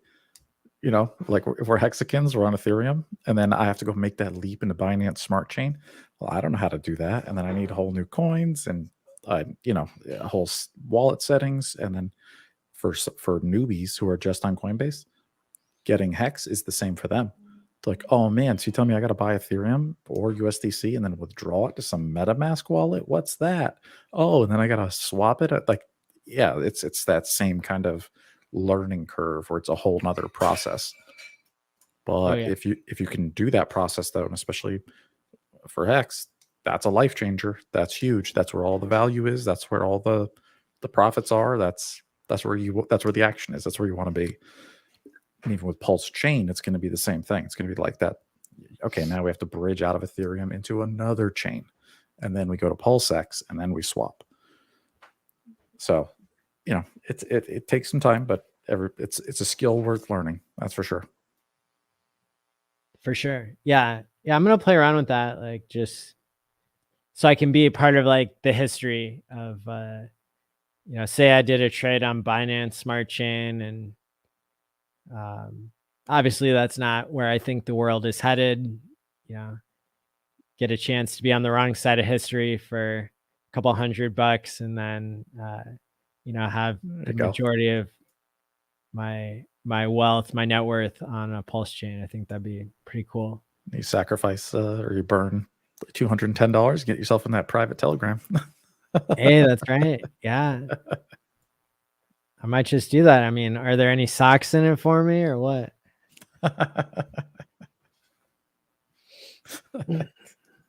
Can't believe we should make Methuselah socks or something like that. Oh man. They make you live longer. Oh man, that'd be cool. I mean, and then that'd be cool. Then you can airdrop those to all the people who sacrifice for sends for the Pulse chain. I mean, yeah, you could do a whole bunch of cool stuff. Oh yeah. And then there's a ultra rare pair of socks that are signed by Aubrey de Grey. Ooh. Yeah, I didn't even think to get a signature from him when I saw him in Vegas. But I got that cool picture, so I'm happy. That's a very cool picture. Yeah, that was fun. What an honor to get to speak with him after he talked in Vegas and kind of hang out with him for like an hour. That was a lot of fun. Totally. Yeah, I agree. How late did you guys stay there? I was there for like an hour. Yeah, about an hour. Then we all took off. Yep. Let's see. And so that was some news, I guess, with the socks thing. The thing I really want to know your reaction to is about Richard saying that he's going to make his own meme coin. I don't remember hearing that. Was that on the discourse stream? Yeah, it was. Really? I don't recall that part where he said he's going to make a meme coin. Richard said that he's going to take his big black diamond and make a NFT out of it. Not a meme coin, an NFT. Oh, okay. Just one. Just one. Like no, NFT. I mean, like a set. Well, let's work out the game theory. Let's make some predictions. Like we're on the spot here, and I mean, I think that the supply is probably going to be. You want to have maximal participation. The whole point of these sacrifices in the Richard Hart ecosystem is, in my opinion, it's to get Hex off the market. It's to have another pumpamental, another mechanism to get liquid Hex separated from the users, but to also enrich the new users, to create new whales. But it's really fascinating because Hex appreciated so much and the distribution is so skewed like anything else. People who are whales and sharks and dolphins and even crabs squids are having so much money that some people don't know what to do with it. There are a lot of people in Hex that I've met that are still living their normal lifestyle. Like you and I are to some extent. Yeah. I should say I am to some extent. You seem to be in a lot of ways. Hex Dex 19 is Hex Dex is somebody who comes to mind as somebody who's still living his frugal lifestyle in Montana. A lot of the Hexicans I met in Vegas still living very frugally. Yeah, me too. Still working. Still drive the same beat up shitty car. Nothing really changed. Steak wrap numbers look cool, but life's still the same. And if you could do that for longer, the longer you can just live a normal life and just keep going on as if nothing ever happened, then when your 555s do come due, and if you still saved all your crypto, you can retire. You'll have millions of dollars when you're 15 years from now. That's the plan, right? So yeah, definitely.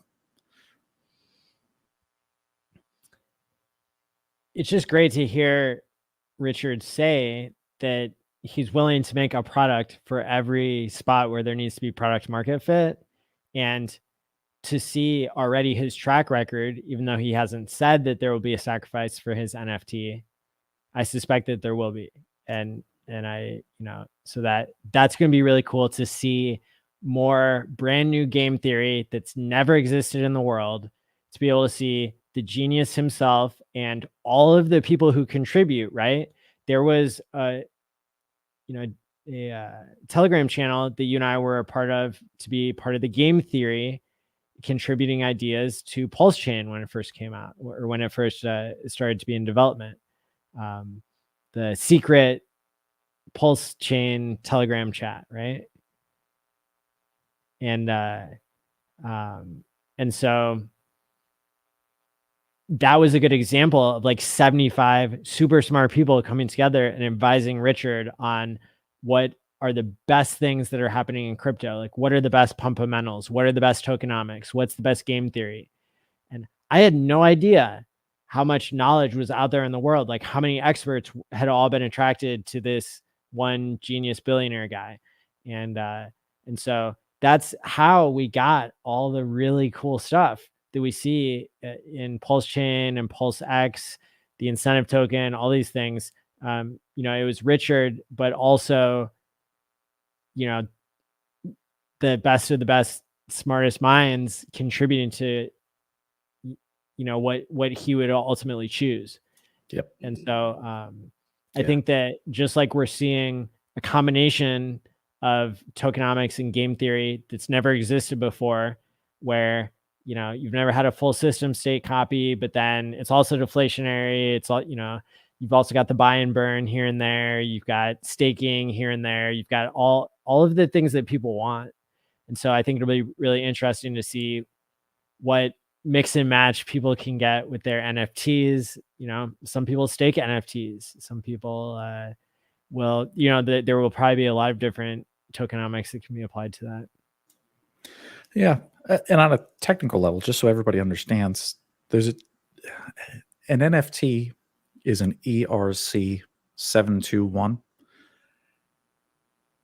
whereas Hex and Pulse Doge and Hedron and all the normal coins that are fungible, those are ERC 20s. I don't know how Richard's going to put the game mechanics into an NFT if he were to do it with an ERC 721.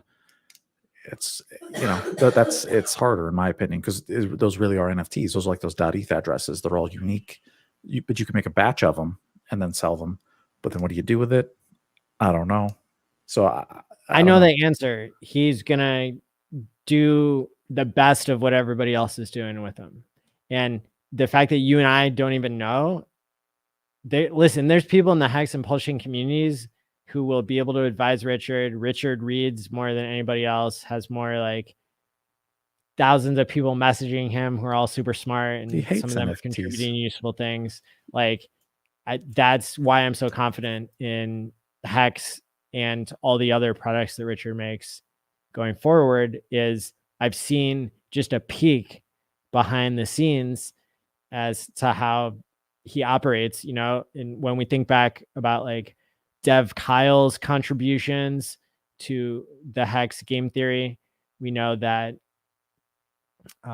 originally there was not as much of an elegant solution to the how to compute on the Ethereum blockchain compound interest until Dev Kyle suggested this reverse method of calculating TShares.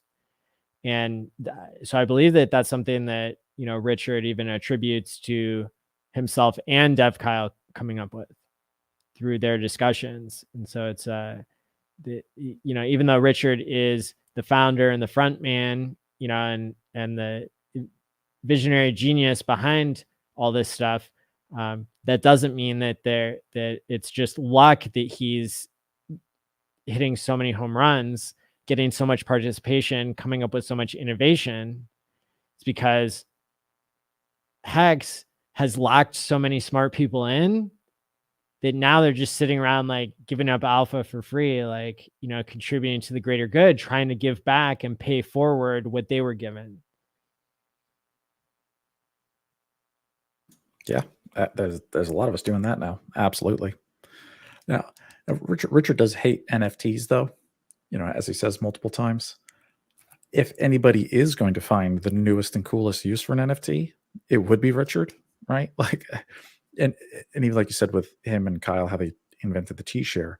Yeah, Richard in his mind, and even on stream when he was, you know, designing Hex in his mind and talking about it with us years ago, this, you know, 2 years before it was invented, even on YouTube, he's kind of said the rules. And the rule was anybody who comes in first or gets a better rate, and anybody who comes in after gets a lesser rate. So that was just like the sentence. And that sentence necessitatively gave birth to the invention of the TShare. Kyle mathematically took that sentence and he says, it works if you do this. And boom, that's exactly how it was born.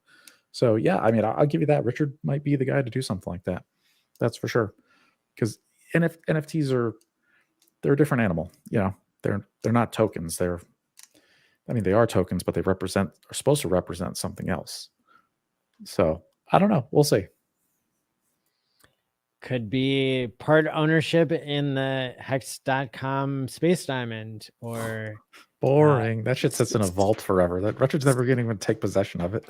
something just as ridiculous, which is probably why my brain like mixed it up with the meme coin, because NFTs are like in my like subconscious categorized under another type of joke, basically. Yeah.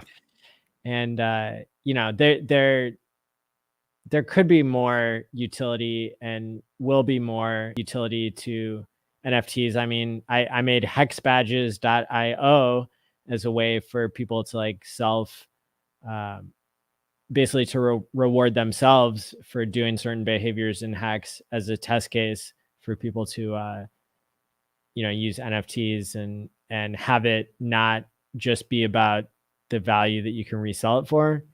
I think we like partially programmed those so that they can't be resold for a profit. And so I mean, like, those are badges of honor. Those are fun. Yes, badges of honor.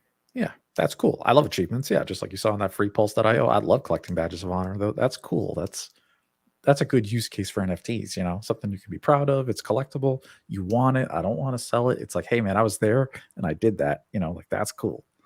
So totally, that's what it's all about. Yeah, absolutely.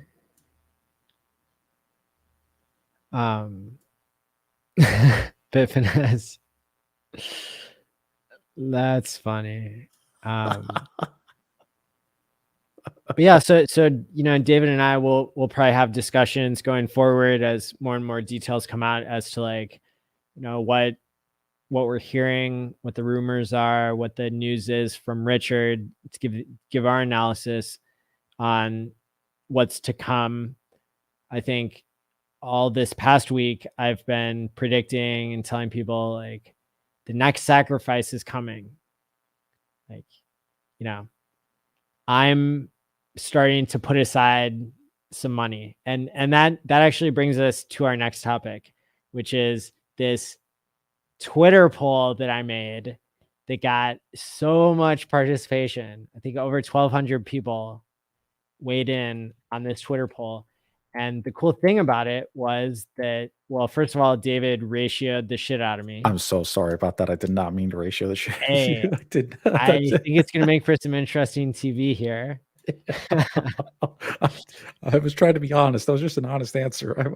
Hey, we like that around here. So I'm going to share my screen. There have been 1,333 votes. There's still 22 hours left. So I'll drop the link so people can get their votes in if you feel like it. But I have just had a blast doing this survey because it's something that I really don't know the answer to. It's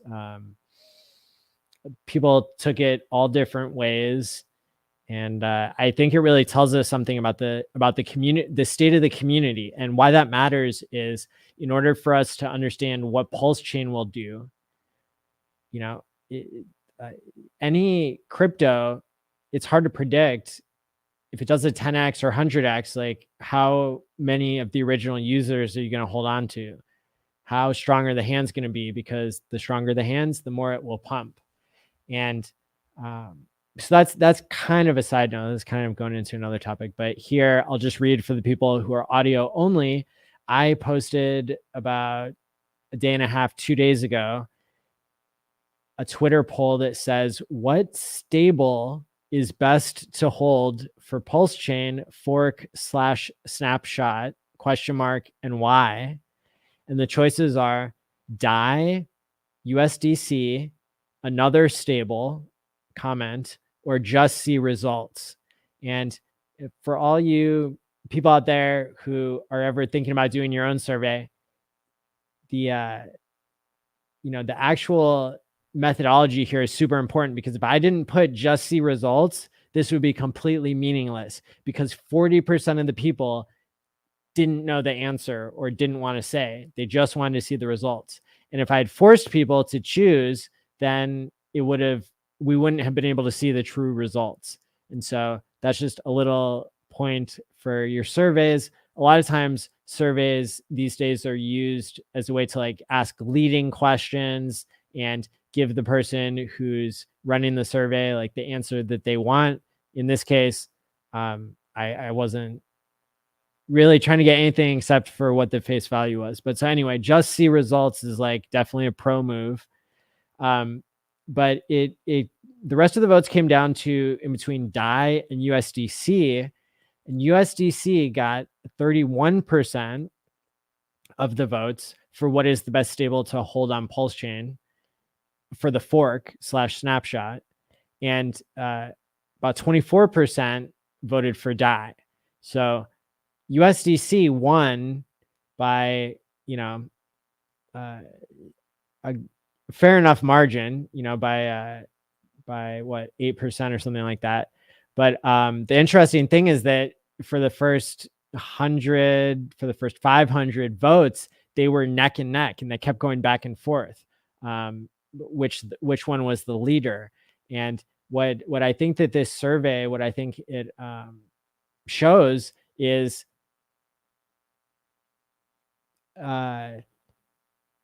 it's probably kind of an artifact of like what Richard has educated us about what could happen here, because I know that for a long time Richard was talking about how it'd be so interesting to find out what the USDC copy is worth, because it's definitely not going to trade for parity, but it's definitely not going to trade at zero.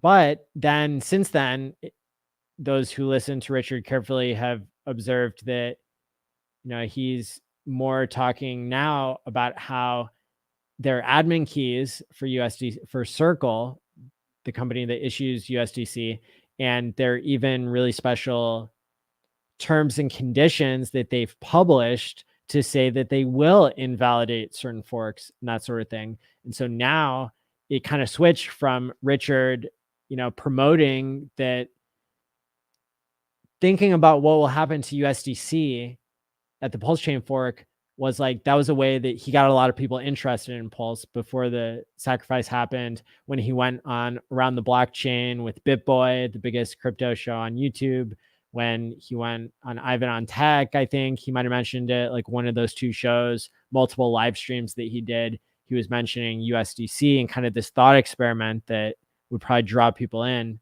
But since then, I think we've all learned that USDC is not probably going to be valid. Personally, I like USDC in general to hold as my stablecoin, but I noticed that the OA sacrifice wallet, the sacrifice address for Pulse X is holding $250,000 worth of DAI, but is also holding tens of millions of dollars of other stables. So I was really confused, and I went on a journey to like try to learn a little bit more about DAI and a little bit more about USDC and a little bit more about what this community thinks of these things. And the number one thing that I learned is hexagons don't like talking about other ticker symbols. So David Feeder here, right? So this survey got 59 likes, but David here replied, none. His answer to the question was none. The copies will not be redeemable. Better to hold Hex for the fork, of course. And he got 147 likes. What do you have to say for yourself, David?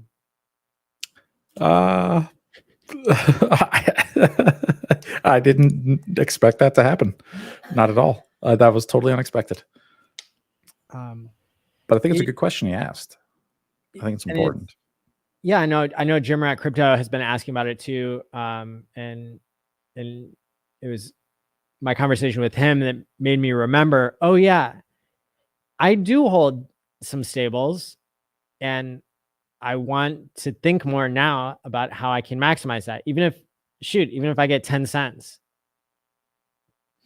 by holding some stable, I would have to weigh that against the risk of screwing up my stable situation.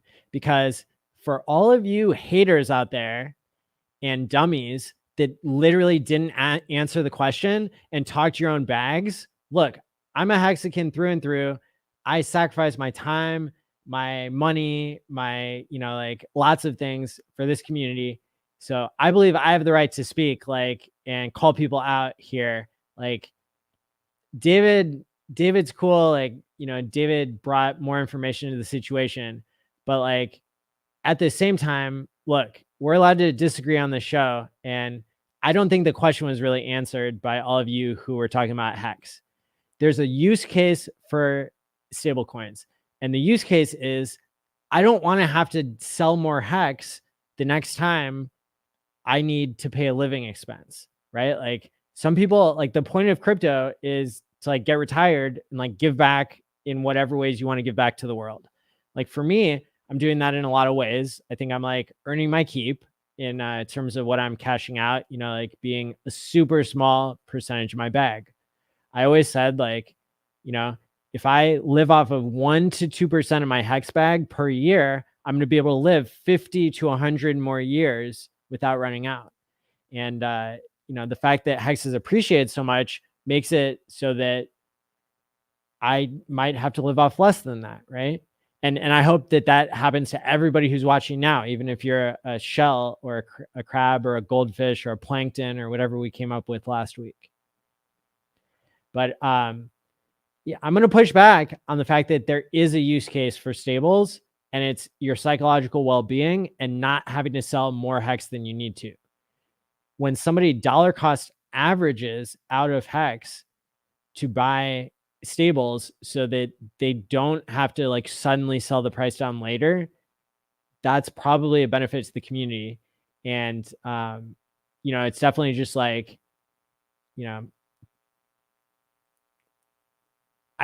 I think we should be okay with people holding stables. It's a lot of people hold stables so they can have dry powder so they can buy a dip anyway. So there's lots of reasons to hold stables. So all of you who are just talking about your bag and just telling people in this thread, it's wrong to hold stables for the fork and you should buy Hex with that. That's an incredibly risky thing to do with your stable bag. Your stable bag should not be gambled on what the price of Hex is going to be after the snapshot. Wow. Because there's a very, because I'm not saying stables are bad, and I love US dollar coin myself. That's exactly what I use. All I'm saying is the forked copy of USDC you get on the other side, the clone of the P USDC or the P DAI or the P tether, those are not going to have a lot of value. Yeah, so it could be 1 cent or less. It could be 0 cents. Yeah, or way less. Yeah, it's going to be invalidated. Dust. It's going to be dust. So yeah, that's important for people to understand. But that's the risk. If you have $10,000 USDC just chilling in your MetaMask, Richard's Pulse chain fork coming, and you just leave $10,000 of USDC sitting there, then on the Pulse chain the other side, congratulations, you just got yourself 10,000 P USDC. What can you sell that for? Probably next to nothing.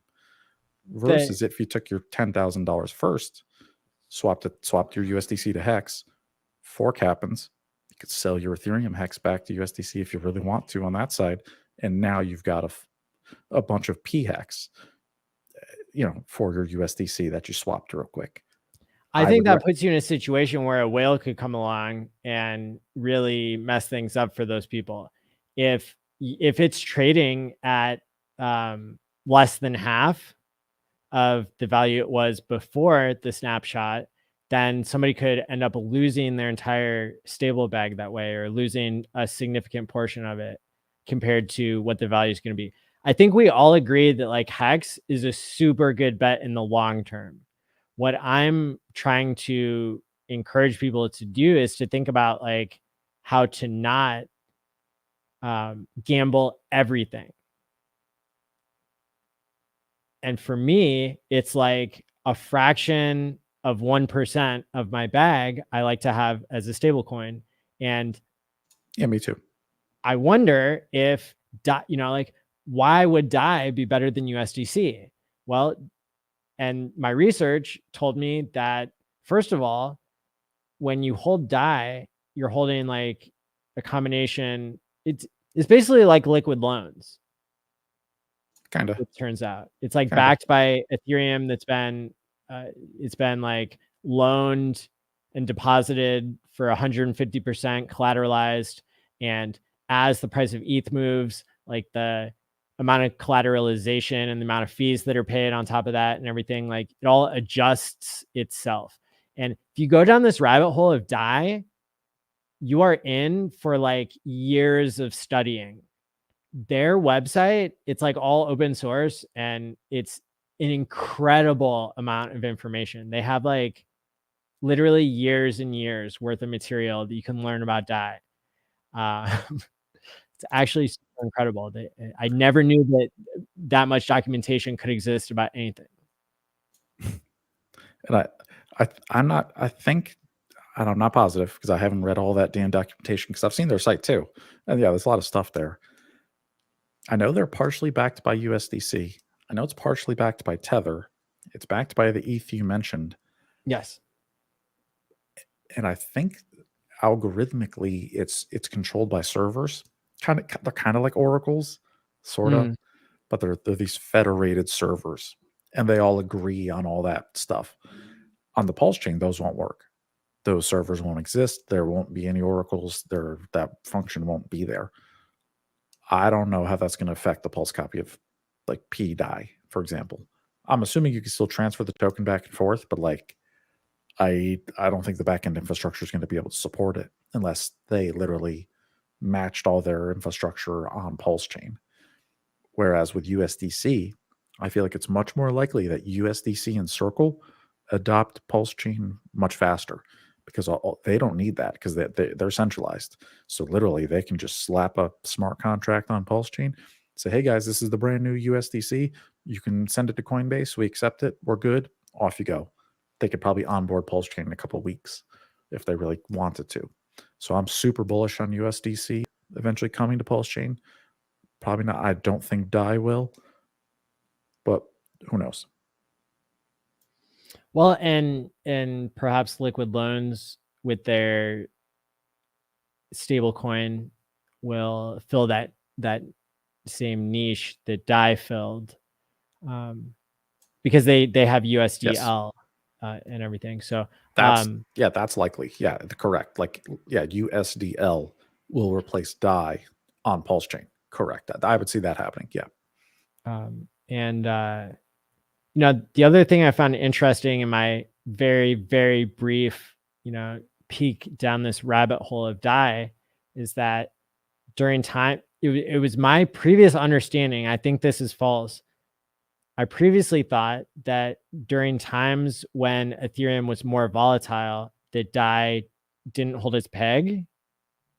But when I actually looked back, I think I may have been thinking about some other stablecoin, or it hasn't happened for a long time, because the last couple major dips, like the times when ETH has gone down like 90% or it's gone down like 70%, DAI actually traded at a premium during that time.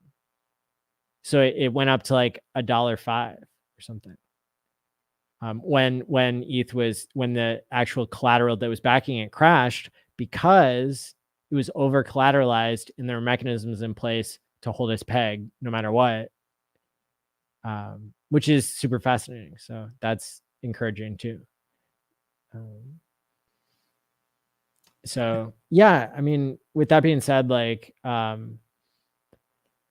holding, I mean, and it really depends, like, you know, if somebody's retired from crypto, if like, you know,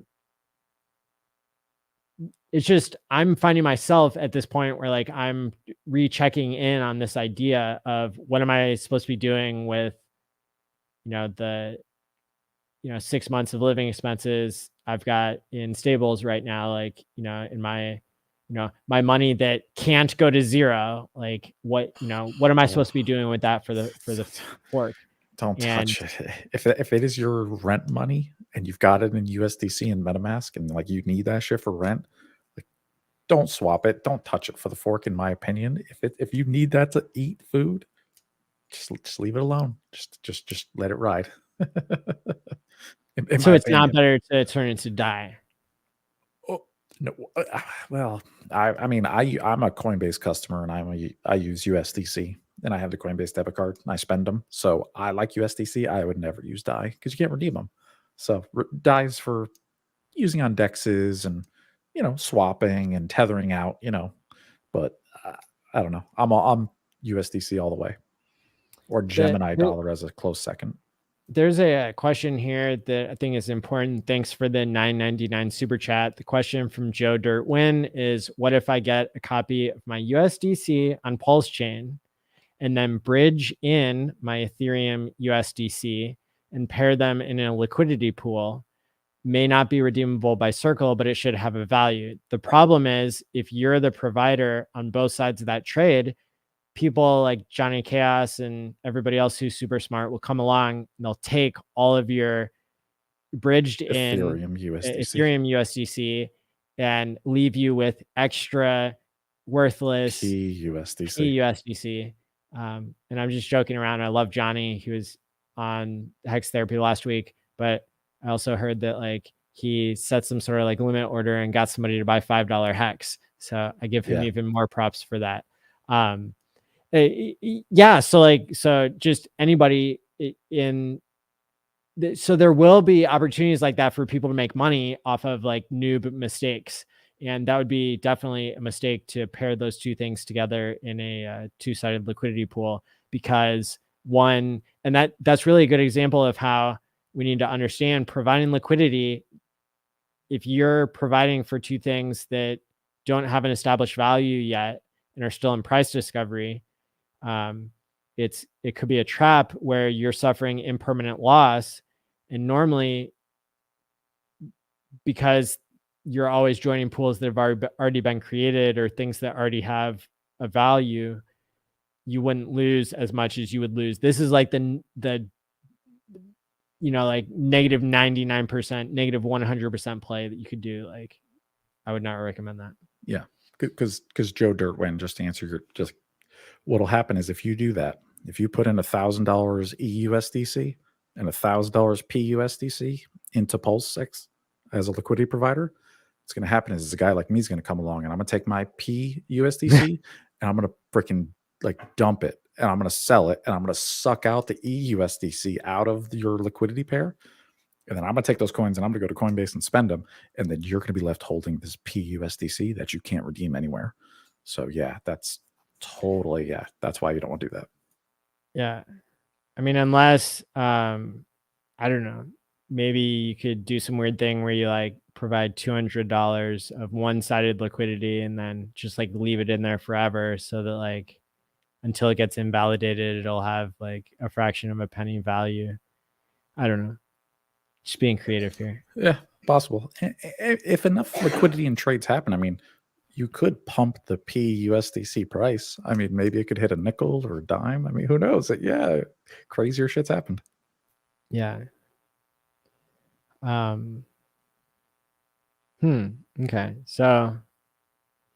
Okay. So keeping stables is the way to go. Not swapping it for Hex, not messing around with DAI. Yeah, if it's rent money or important money, then do not, in my opinion, don't swap it. Don't touch it. Just let it ride. But if it is investment money, if this is just money that you're trying to make more money on and make more gains, I would get out of a stable before the fork. And to offer a third option for people, if you don't like US dollar coins, Gemini from the Winklevoss twins, they have the Gemini dollar. I think it's GUSD. So that's also an option too. What do you see the risk of that as? Like, how is that different than USDC other than it's just controlled by a different group? Yeah, it's just pick your counterparty. Do you prefer Circle or do you prefer the Winklevoss twins? Whatever. Brian Armstrong, Winklevi. Yeah, same. It's not Brian Armstrong. Oh, no. Oh, that's right. True. Circle's not technically part of Coinbase. You're right. Who is it that owns like everything in crypto? Richard Hart? No, there's some guy. What? It's gonna bother me now. I'm gonna have to look it up somehow. What do you mean? Who owns it? Who owns it? No, there's somebody who owns like all the different like investments, all the different companies and stuff. They're like, I'll look it up. Put me on the spot here.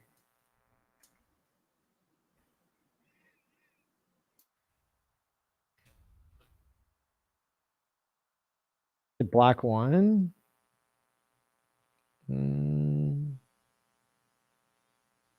Top 5 Bitcoin investors. Barry Silbert, that's who I'm thinking of. Digital Currency Group, who owns Grayscale, Bitcoin Trust, Coinbase, and CoinDesk. Barry Silbert, that guy on Twitter? Yeah, he's low key, but he owns everything. I had no idea he owned everything. That guy's a fucking donk.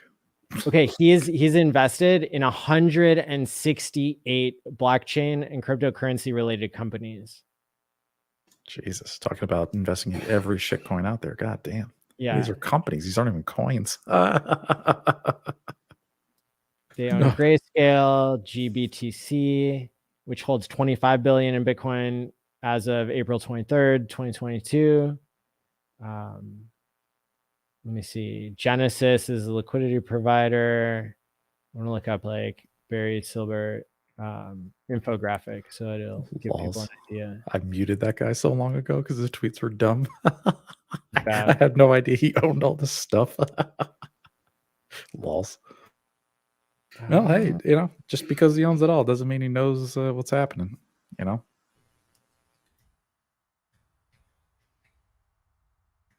I doubt that guy sacrificed for Pulse Chain or PulseX. He doesn't know what's coming.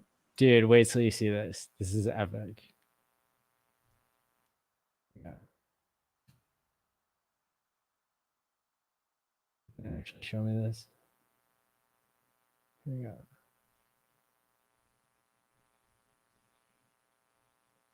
Dude, so I guess they own / created like Etherscan, what they hold Nomics, like freaking CoinDesk, BitGo, like I'm just looking through these. Ledger? Yeah, dude. Bitcoin China, Coinbase. Oh God. Just yell them out. BitPay, Wire. Wow. Dude, and that's like the worst. I don't know. Maybe if you're already a Bitcoin billionaire, then like it's not the worst investment to like develop the ecosystem, but he could have just put his money into Bitcoin or totally. Or Ethereum. He should have just bought a shit ton of Ethereum. He would have made more money than all these companies, half of which are going to go to zero and close in the next 2 years anyway. Yeah. God dang. I haven't even heard of like 90% of the names on this list. Like, I have no idea what any of this junk, well, except for the big ones, but I've never heard of these products or services. Yeah. God, crazy. Dang. Yeah, that's quite the that's like shotgun investment style. So I'm just going to buy stock in every blockchain company. If you've got the word block, it's like 2017 all over again. If you got the name blockchain in it, man, your stock is going up. Like, what the hell? Yeah. Digital Currency Group. Good to know about. Oh boy. It's like the big conglomerate. It's like the megacorp of crypto. Yeah. I don't see Hex on here. I wonder why. I guess they couldn't buy in with such low liquidity. Yeah, I don't even see Uniswap on here either, or any decent competitor. Uniswap like got bought up by Andreessen Horowitz. It was rumored, like all those uni tokens. Ah, okay. But yeah, what exchanges do they have here? Well, they have the wires and on ramp. That's cool that they have that we use sometimes. Eris X, I've heard of that. Like Toby Wan has talked about that. Bitflyer, I've heard of. BTC China, of course. I like that company. Shapeshift, Kraken, Circle. Coinbase. There, Circle, Shapeshift. Yeah. There you go. Yeah. So Yeah. they're invested in those guys too. But where's their real decentralized exchange? Well, they're not going to bet against their own book, it seems. I know, right? Which is weird, though. It's still weird. Oh, Ripple's on there for banking and payment. Oh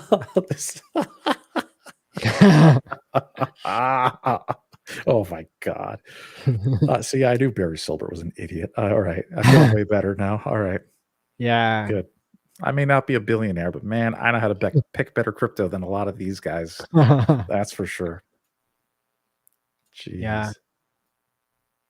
Yeah.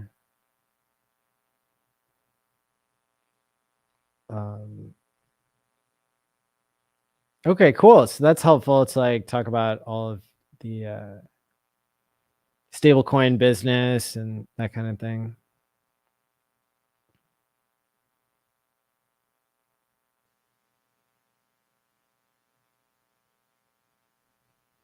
Shout out to everybody in the live stream chat, watching on the replay. Hit the like and subscribe button. Subscribe to David Feeder's channel in the links below.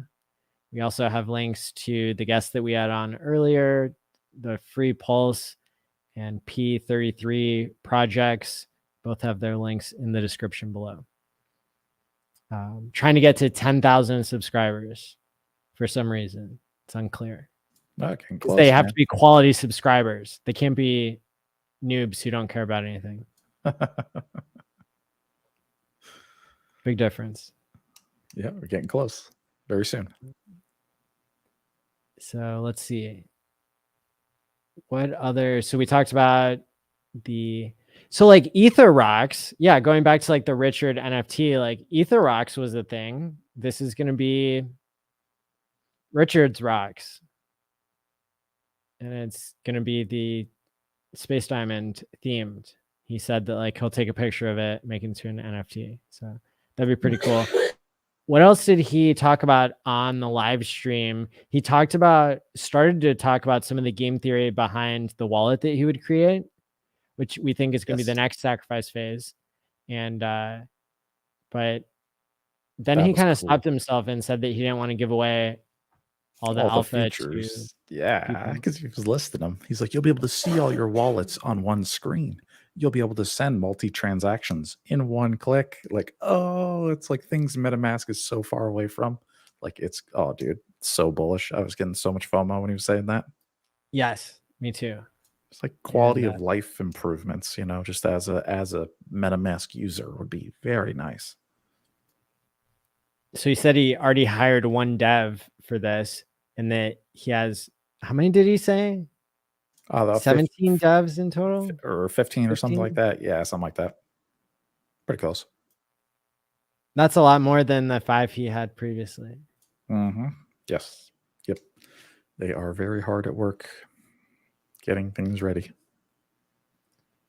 He discouraged anybody from giving the developers conjugal visits. Yes.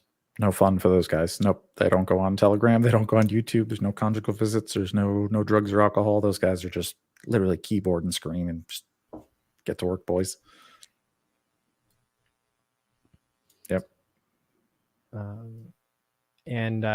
Yeah, so those were some of the takeaways. He definitely said some inappropriate things that I just think are funny and like don't bother me. You know you're early when the founder is willing to say so many things that, you know, are going to split the audience. But I also thought it was like, it was so genuine. Like, if you got past the butt hurt of like, oh, you know, current billionaires aren't going to want to buy our bags because Richard talked about his junk and stuff. Like, you know, like, if you just like go with that for a minute, the billionaires are going to buy your bags, you know, and people could be patient. I mean, it was a really genuine thing for like Richard to go on there and like get kind of grilled about his weight and his diet or lack thereof and all that kind of stuff. I mean, like, I was happy to hear him kind of like change the subject after a while, but it kind of went on for quite a long time where people were grilling him about that. I thought that was interesting. Mm-hmm. Oh yes, many a diet tip was shared.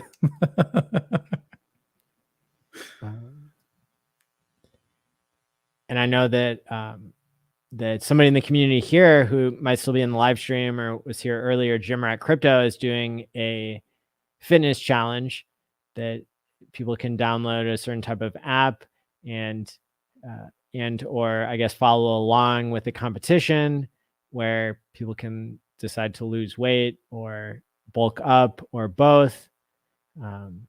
My kind of like quick 30-second hex therapy take on this is, you know, having that group support is essential. It can be extremely motivating, and having the structure that you could get from an activity like this.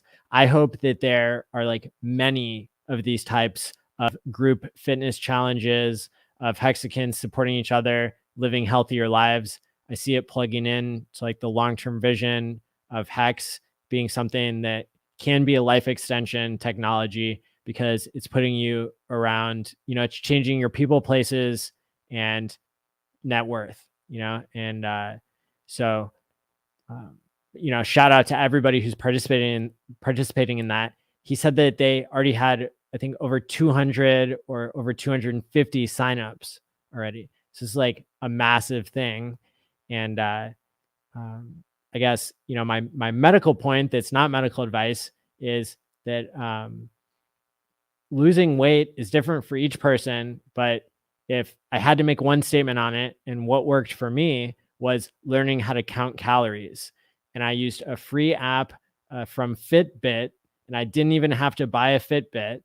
And I used to recommend this for my clients. It was just start, you know, you can just scan whatever food you're eating or just type it in and you can learn how to track your calories. And that's what allowed me to lose like 40 pounds. I was like 40 pounds overweight before. Now I'm exactly the weight I want to be.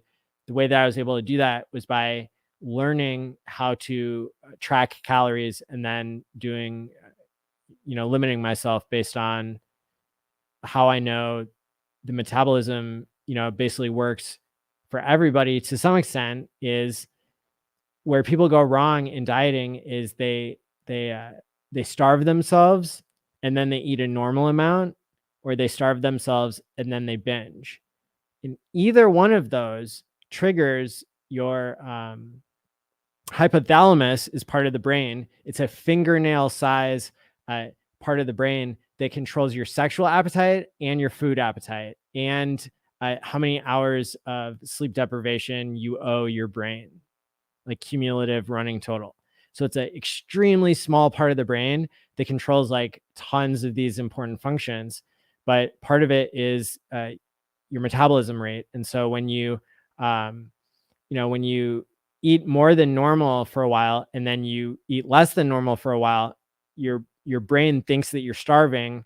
And famine has been the number one thing that killed people in the world through all of human history. And so, you know, people's genetics basically kick in, and you could eat the same amount of food after having eaten less. So you go from like eating your normal amount to eating less for a couple weeks, then you go back to eating the normal amount, you will gain weight past your original weight because your metabolism has slowed down. That's how obsessed your body is with not starving and going into a famine. And so the key for my weight loss and for what works for other people, not everybody, but the key was only losing 1 to 2 pounds a week, because that's the rate where you don't set off that metabolic alarm in your brain, in the hypothalamus, and where your body will actually let you keep the weight off, and then you actually can basically like get to where you want to be without having to deal with like, oh, my body's making it harder for me to lose weight. So that's something important. Like, you might win the competition by losing weight super quick, but that's not the healthy way to do it, and not the way that's sustainable necessarily. And so I won't pretend to advise people. I won't pretend to give medical advice.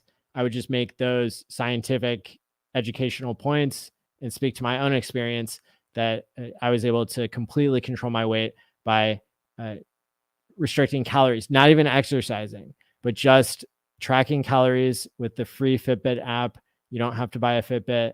And then calculating the exact number of calories I would have to restrict in order to lose 1 to 2 pounds a week, and then be consistent. And that's all it takes. Like, problem solved. That's awesome. That sounds way healthier than what I used to do. Because my trick is I've been vegan for 6 years, but take that aside. There's a documentary on Netflix called Fat, Sick, and Nearly Dead. There's a guy named Joe the Juicer, and he was overweight and sick and on like he was pre-diabetic.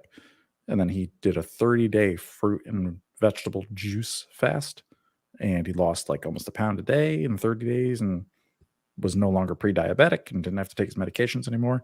Changed his life. I did that 6 years ago, where I did a 30-day juice fast and changed my life. And I lost a ton of weight, and that's how I went vegan, and it changed my life. Now I'm like Richard right now. I'm a junk food vegan. I eat fucking potato chips. I drink beer. I don't live a healthy lifestyle at all.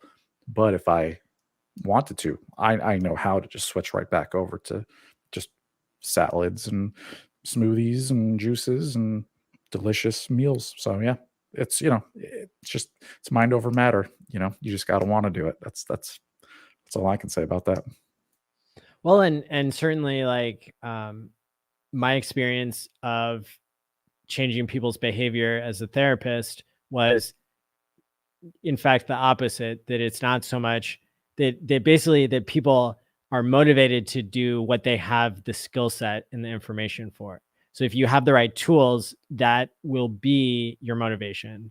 And when people think about behavior change, they do what's called, kind of a fundamental attribution error, where they believe that they themselves have to be ready to change in order to change, when in fact, there's no magic thing that you have to have in your mind to change. People change from external factors all the time. And so it's perfectly reasonable to, so another example would be, I did 7 years as a substance abuse therapist and mental health therapist. And before that, I did 7 years as a researcher studying people quitting smoking tobacco. And that's another example where you actually don't have to want to quit in order to quit. You just have to be willing to try these other things that will be just as satisfying.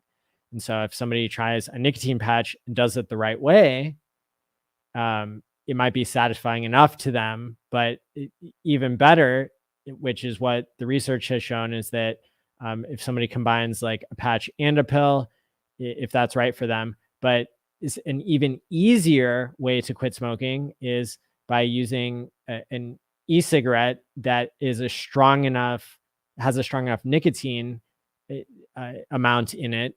And so we know that tobacco is good for people, because that's why 2 billion people smoke, is because it is mentally stimulating, decreases depression, increases like attention. Like for people with ADHD, it helps that, self-medicating. It helps sometimes with anxiety. It helps with like boredom and sleep deprivation and like all kinds of things. But I'm not trying to tell people to smoke because it damages lung tissue. And so when people use an e-cigarette, it'd be, in some senses, it would be a way to reduce harm. But basically it's the nicotine that makes people like want to smoke, not like the lung damage. And so that's another situation where somebody doesn't have to be ready to like give up cigarettes in their mind. They just have to like try an e-cigarette that's strong enough, and then they might have like the natural benefits of that take over and cause them to change now that they have this new experience and this new tool. Mm-hmm. Yeah, I completely agree. I'm almost 10 years cigarette free myself. Congrats. I vape. Thank you. And it's all due to electronic cigarettes. I've been vaping for almost 10 years. And even now they have synthetic nicotine. I almost opened a vape shop. I mean, I know how to make my own juice. There's only 3 ingredients: your vegetable glycerin, propylene glycol, nicotine, and flavor. You mix them together. You drip them on your cotton and coils. The coils heat the liquid, and you inhale the vapor. There's no combustion. There's no tar. There's no smoke. Yeah, there's no risk of cancer. Nicotine itself, as even a substance, if you look it up, does not cause cancer. It's not a cancer-causing carcinogen. You can overdose on nicotine. It is toxic, especially even if you accidentally drank one of these. That's why pets and children, very dangerous. Keep your vape juice away from pets or children. You drink this bottle, you don't get it out of you, or you don't go to the hospital, you're a goner. That's game over. So, it's for adults, but definitely it's way better than smoking cigarettes. Oh no, I'm out of focus. Wrecked. That's all right. All right, my friend. Well, should we wrap it up? Yeah, this is it's been another great episode. We were lucky to have the founder of P33 and FreePulse.io. We learned that oh gosh, I'm out of focus. This is killing me. We learned that there is a new Twitter in town, and it's called the FreePulse.io live chat, which someday soon, no expectations, could include direct messaging and an entire social network. I'm super pumped. I had no idea. David and I learn things on this show all the time. And so definitely keep tuning in and watching the show as we continue to have great guests. And I've definitely got like a huge announcement to make. I said I would make it in a week, and that was on Thursday. So I have like 2 days to do my announcement. So people should tune in to Twitter and Telegram to see that. And the links are in the description below. Excellent. And I just want to add, in that freepulse.io, maybe someday in the chat, if you go there, you might find me there. I might be saying hello back to you. Yeah, that's awesome. Yep. You're verified. So people make sure you're not getting messaged by scammer. Never share your seed words. Never do any of that kind of stuff. Yep. And I want to make like a badass intro for this show. If anybody wants to like pitch in, definitely message me somehow, somewhere. And because I think we plan on continuing to do this. So thanks everybody for tuning in. Thanks, David, for joining. And I guess we'll be back next time. Sounds great. Bye, Hexicans. See y'all later.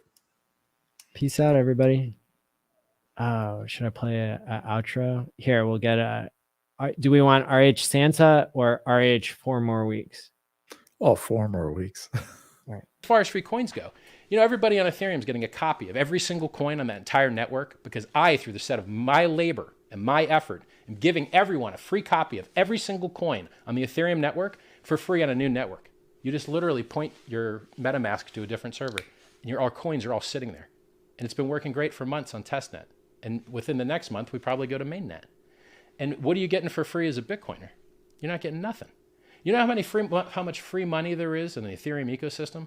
1inch free, Uni free, Gitcoin free, Apecoin free, Hex.